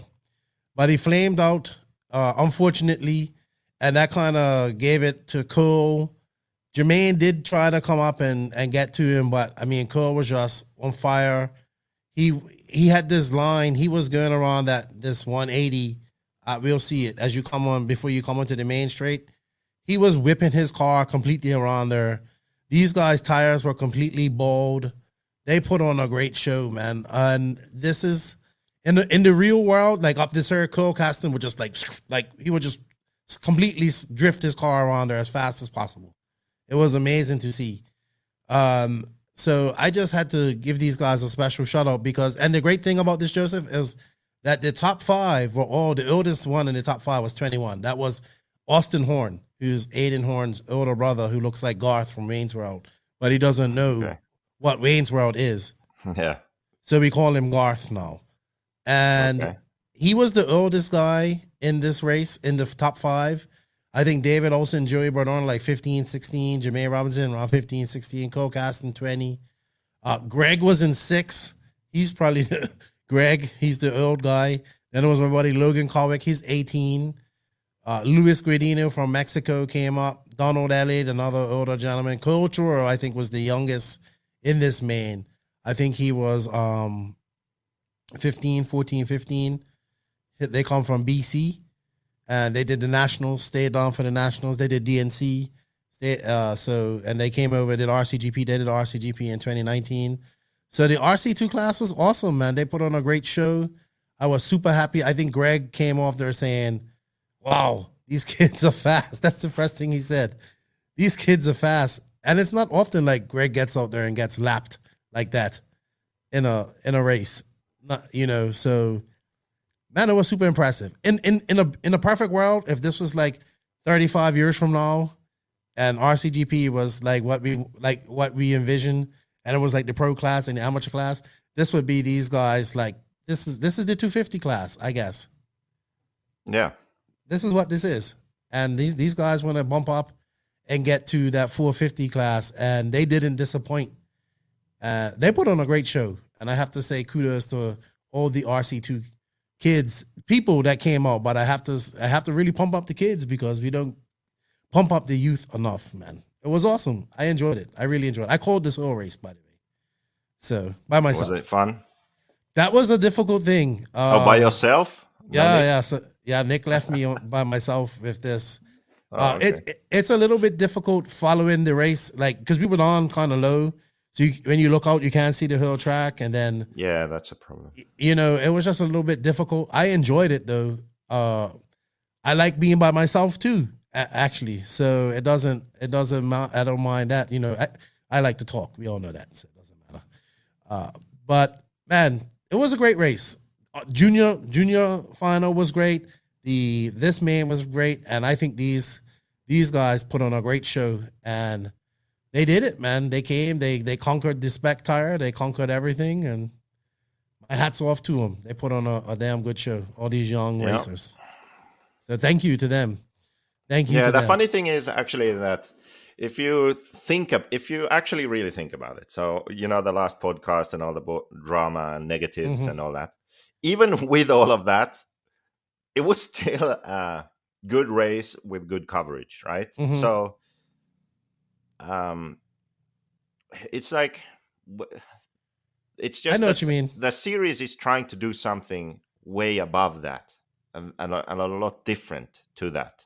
So even this was still good. Like, people were saying they got too much track time almost, or some others that it was just awesome. It's the best race they've been to. Like, you hear all of those things anyway, even though me and you, we were like, oh man, it's kind of sucked in many ways. Then still people were there and they enjoyed themselves. They got a lot of track time, heads up racing, long mains. The days were done at a decent time, so you could go out for dinner with your friends and hang out. So they even after everything we've said, it was still a good race from that aspect. And it's only going to get better. I agree. So I had fun.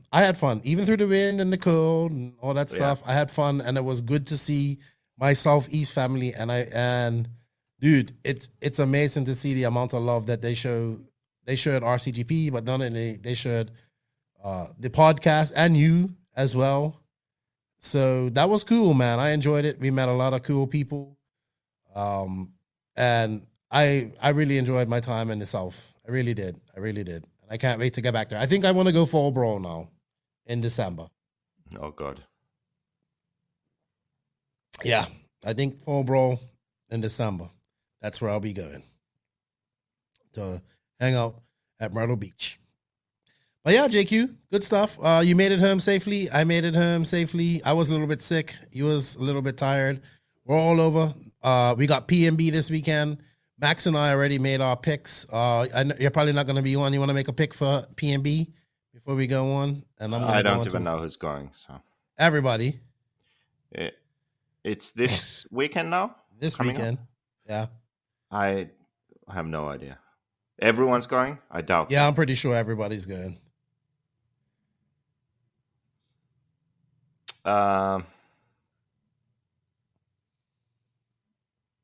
Who won last time? Tessman or Fend or something? Can't remember. Tessman.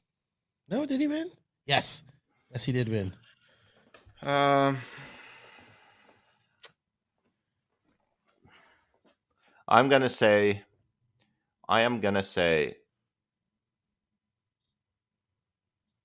Fend, Tessman, Mayfield. Okay. All right. What were your picks? I've Mason Fuller's gonna win it. Yeah. But we're gonna wait to see the track and all that stuff. Too. Yeah. He'll be good too. Yeah. I think Mason Fuller will be good, and Rivkin might be good. He's sometimes good at these for some reason. Tebow, I don't know. It does depend a bit on the layout, I think. Yeah. How he's gonna do it. So yeah. It's gonna be good to see. All right, JQ. Well, that's enough. I have fun. Hopefully we see each other again. Maybe at the Italian one, maybe not, or maybe in Spain in September. We'll see. Worlds. Yeah. RCGP first, then Worlds. Maybe I earned my keep to get to the next one. We'll see. But I had fun. I had a lot of fun. So I like talking into the microphone. I'm not a play-by-play guy, but do you have the RCGP points right now? The RCGP points. Hold on, let me bring it up. Let's see. So series. I saw it the other day. Where did I see it? World Series. Yeah, we gotta get the website working up to date too. By the way, I think it will be up to date. I've had so many people complain about that, and they are absolutely right. So in total, it's Joe Bornhorst in first with 41. Put it up. Share your screen. Oh yeah, let's do that. Share screen.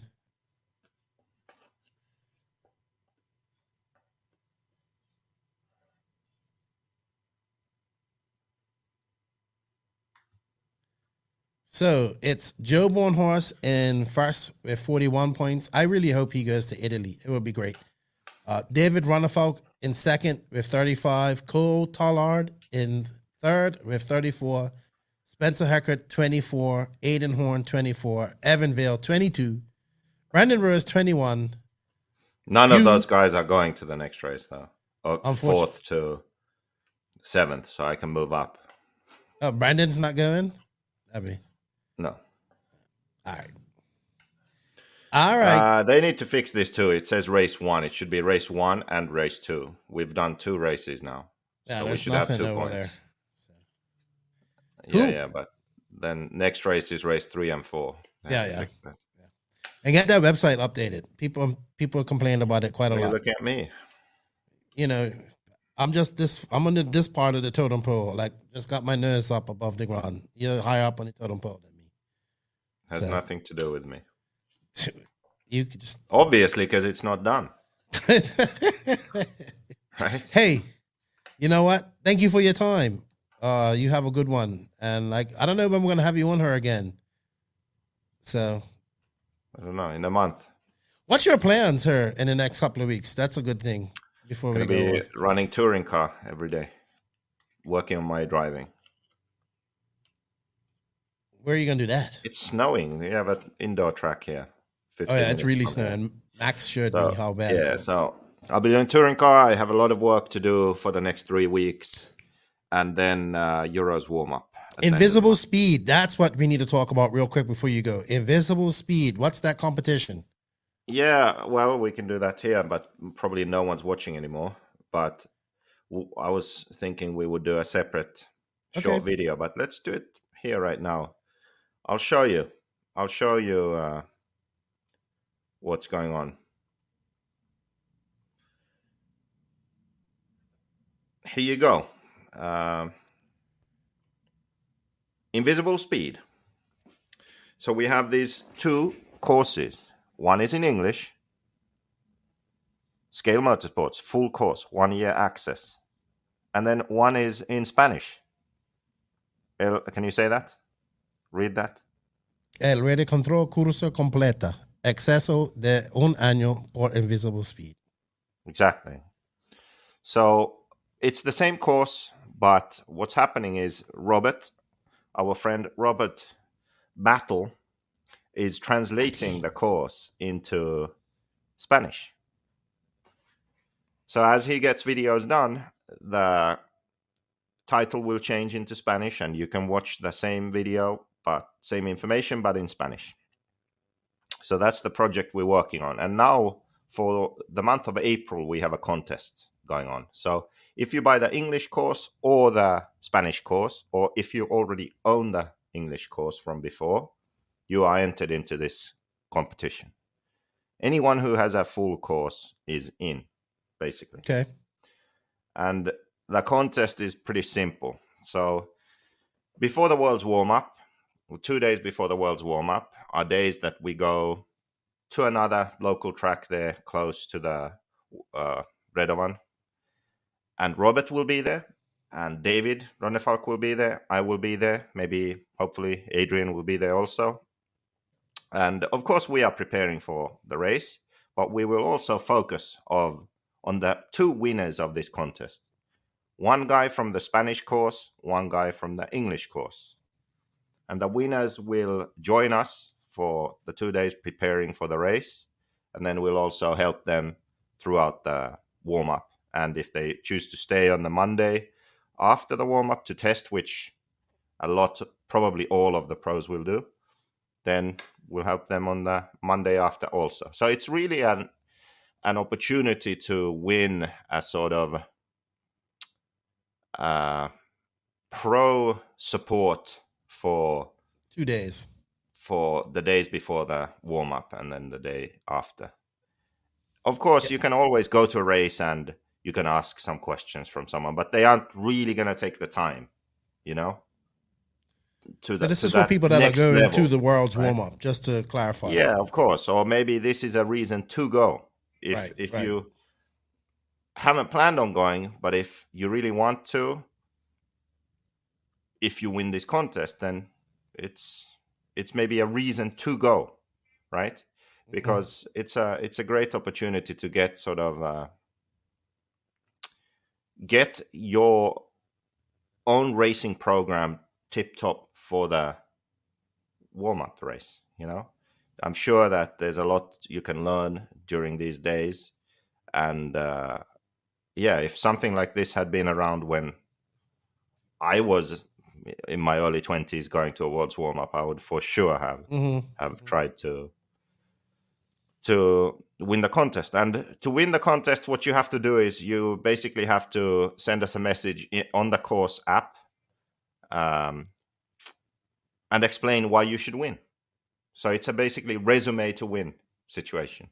And then we'll pick one winner from the English course and one winner from the Spanish course. So that's it. Why should you get this special treatment? Why should you win this contest? Sweet. Yeah. Sweet.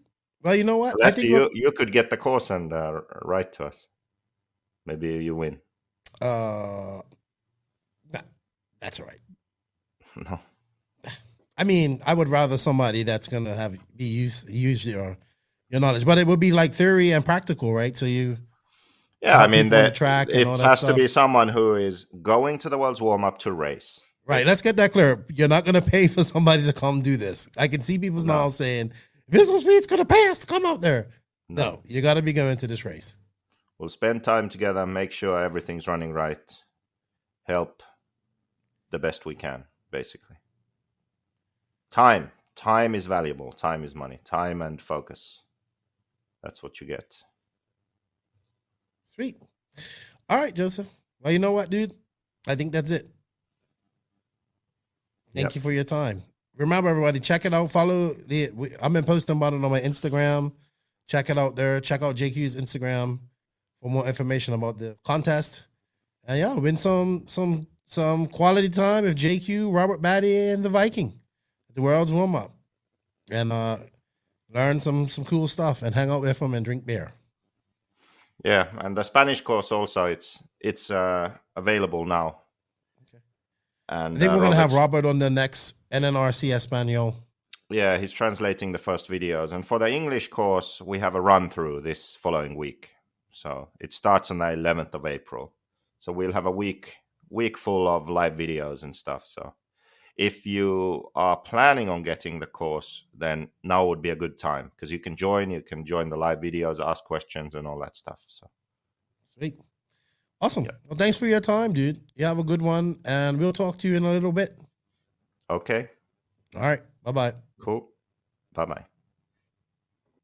All right, Maxie. So that's it for this week. We'll be back this Friday. You'll be answering some questions. I have a guest this week. I think it might be Ryan Lutz. We should make some P&B picks before we get going because we do have P&B coming up this week. I'm excited to see it. I hope this week. No, this weekend 1 week coming. from now. No, it's coming up this weekend. No, it's not. It's 1 weekend from now, right? 13th. No, it's this weekend, dude.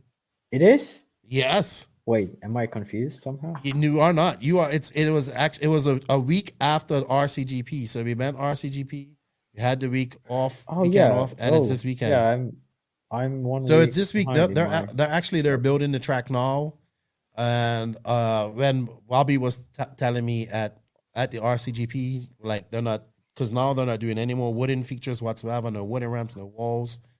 So it's all dirt. And they are gonna make. He said it's gonna be like a 50-second lap track, and I look forward to seeing what they're gonna make and build. Yeah. So I don't know. Are we gonna make picks now before we go in there? Because I actually have a racing pick. I think we are. We are doing a pre-show though. We are. I don't think we aren't. Okay. No. So then we do big picks. Or we can do it on Friday. Yeah, let's do. I think that would be easier. Then we can see the track. I'm gonna pick. Yeah, I want to see the track first because before track it's just a blind picks. Yeah. So let's wait till we see the track, which should be. I guess they'll reveal it around Wednesday, hopefully. Yeah. We'll wait for the track. I mean, Testman ain't gonna win it this year. Well, I have my pick, but I don't know if I want to pick him And then if he doesn't do well, then obviously I'm jinxed him. Oh, you said it already on Discord, so you jinxed it if you jinxed it. You said Mason Fuller, right? Mason Fuller is gonna win PNB. And I'm rooting for Fend. I want to see the prophecy be fully fulfilled, because now Fend has he has the Nats, he has AMS last year, he has all the 10 skill races. So now he just needs 2 wins in a row, and that's it. Fend is number 1. Mayfield's number 2 if Fend wins this race. Well, I want Mason Fuller to win, and I think he can. I mean, the thing is, like he can. I think he can. Other thing is like Fend can too, and I think as long as it's so good to have smooth, options. And Mayfield, let's not we're not like Mayfield doesn't chop liver. He can win too. Yeah, it's hard to judge Mayfield at this race though, because he missed it last year. Yeah, I don't think he's gonna be. I think he's gonna have a point to prove. Because after the thing is like PNB is the biggest track of race time events. Yes. So like AMS is a small track, so very 10 skilled style, all that suits Fend. Big track, I don't know who it suits. Definitely Testament though. Testament likes big tracks generally, but I don't know who this suits best. And I just want to clear up because there was some beef apparently online. I really liked the PNB track when I went, and Bobby's definitely doing a good job. I don't think I have suggested otherwise. So I'm looking forward to the track. Yeah, I am. I am looking forward to it. And then I heard that Live RC is gonna be doing full. They got like more than. I know they're supposed to do it last year. They're supposed to do it last year, but they got 2 cameras now. They got because PNB is so big, it's really big. So it's hard to. I know it's hard. So, but I'm really looking forward to it. I'll be watching it. I'm trying to do some RC this weekend too. So it's gonna be a little bit like I'm gonna share it, but I'm gonna and then we're gonna talk about it on Monday. Who knows? We might do something this weekend. We'll see how it goes. Max, you're kind of busy, so I don't think so.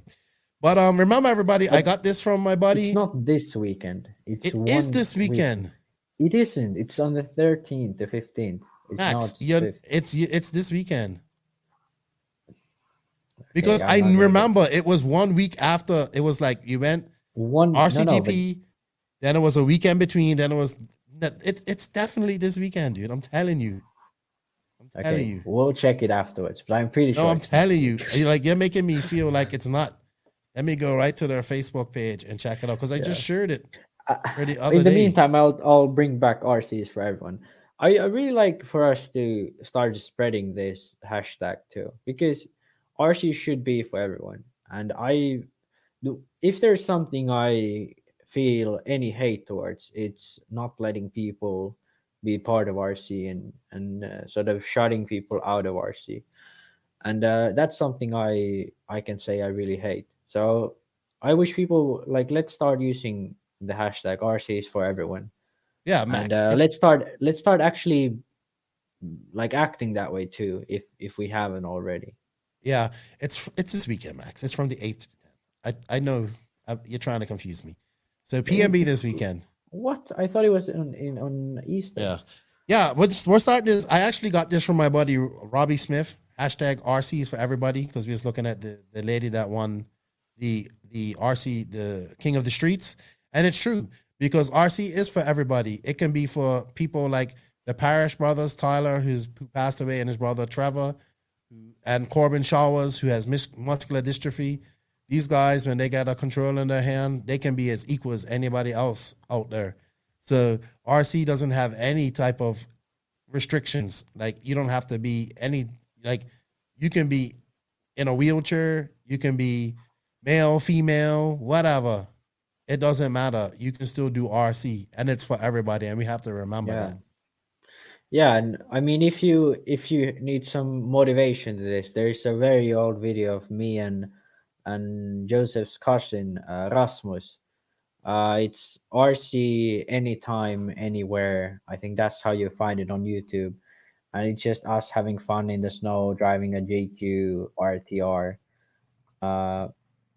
and that's how RC should be. Yeah, RC Cars for any time, anywhere. It's on JQ Racing TV channel, and I remember filming it. It was cold as hell. It was a lot of snow, and we were just driving the RTRs in the snow. And Rasmus, Joseph's cousin, he was super pumped and really liked it. So yeah, RC is for everyone, and it should be for everyone. No matter. We should be trying to get everybody into it. Yeah, and everybody into it. We're all responsible. I don't want to see people excluding people out of this, because if people enjoy it, let them have their enjoyment. All right. Well, I think that's about it, Max. That's about it that I have for today. We'll be back this Friday to answer questions. Thank you to all of the NNRC squad around the world. We guys can't do it without you guys. Thank you to all the patrons of the NNRC. We definitely can't do it without you guys. If you guys want to become a patron, there's a link in the written description of this podcast. Thank you to all the awesome companies that choose to support us. They are InvisibleSpeed, TZO Tires, High Tech RC, TNR Fuels, Beach RC, Techno RC, Lugs Racing Tires, Mayako, JQSM, G-Spec RC Tuning, Papa Willie's Traction Tonic, Racecraft USA, Clinic RC, JTP RC, Rcgp, House of RC. Shout out to my boy RC Kevin. Shout out to the Viking, David Ronnefalk, and the Dr. Alex Heiberg. If you guys wish to support us, we have affiliate links. We have some coupon codes where you can save some money. There's some good discounts. Lugs has a good discount. Papa Willie's. We all have some. They have some discounts. Use that Beach RC affiliate link. It really helps us out. Max, anything to say before you go to slumber in the snow? Nothing much. It was super fun to be back. I think I'm on my positive vibes again.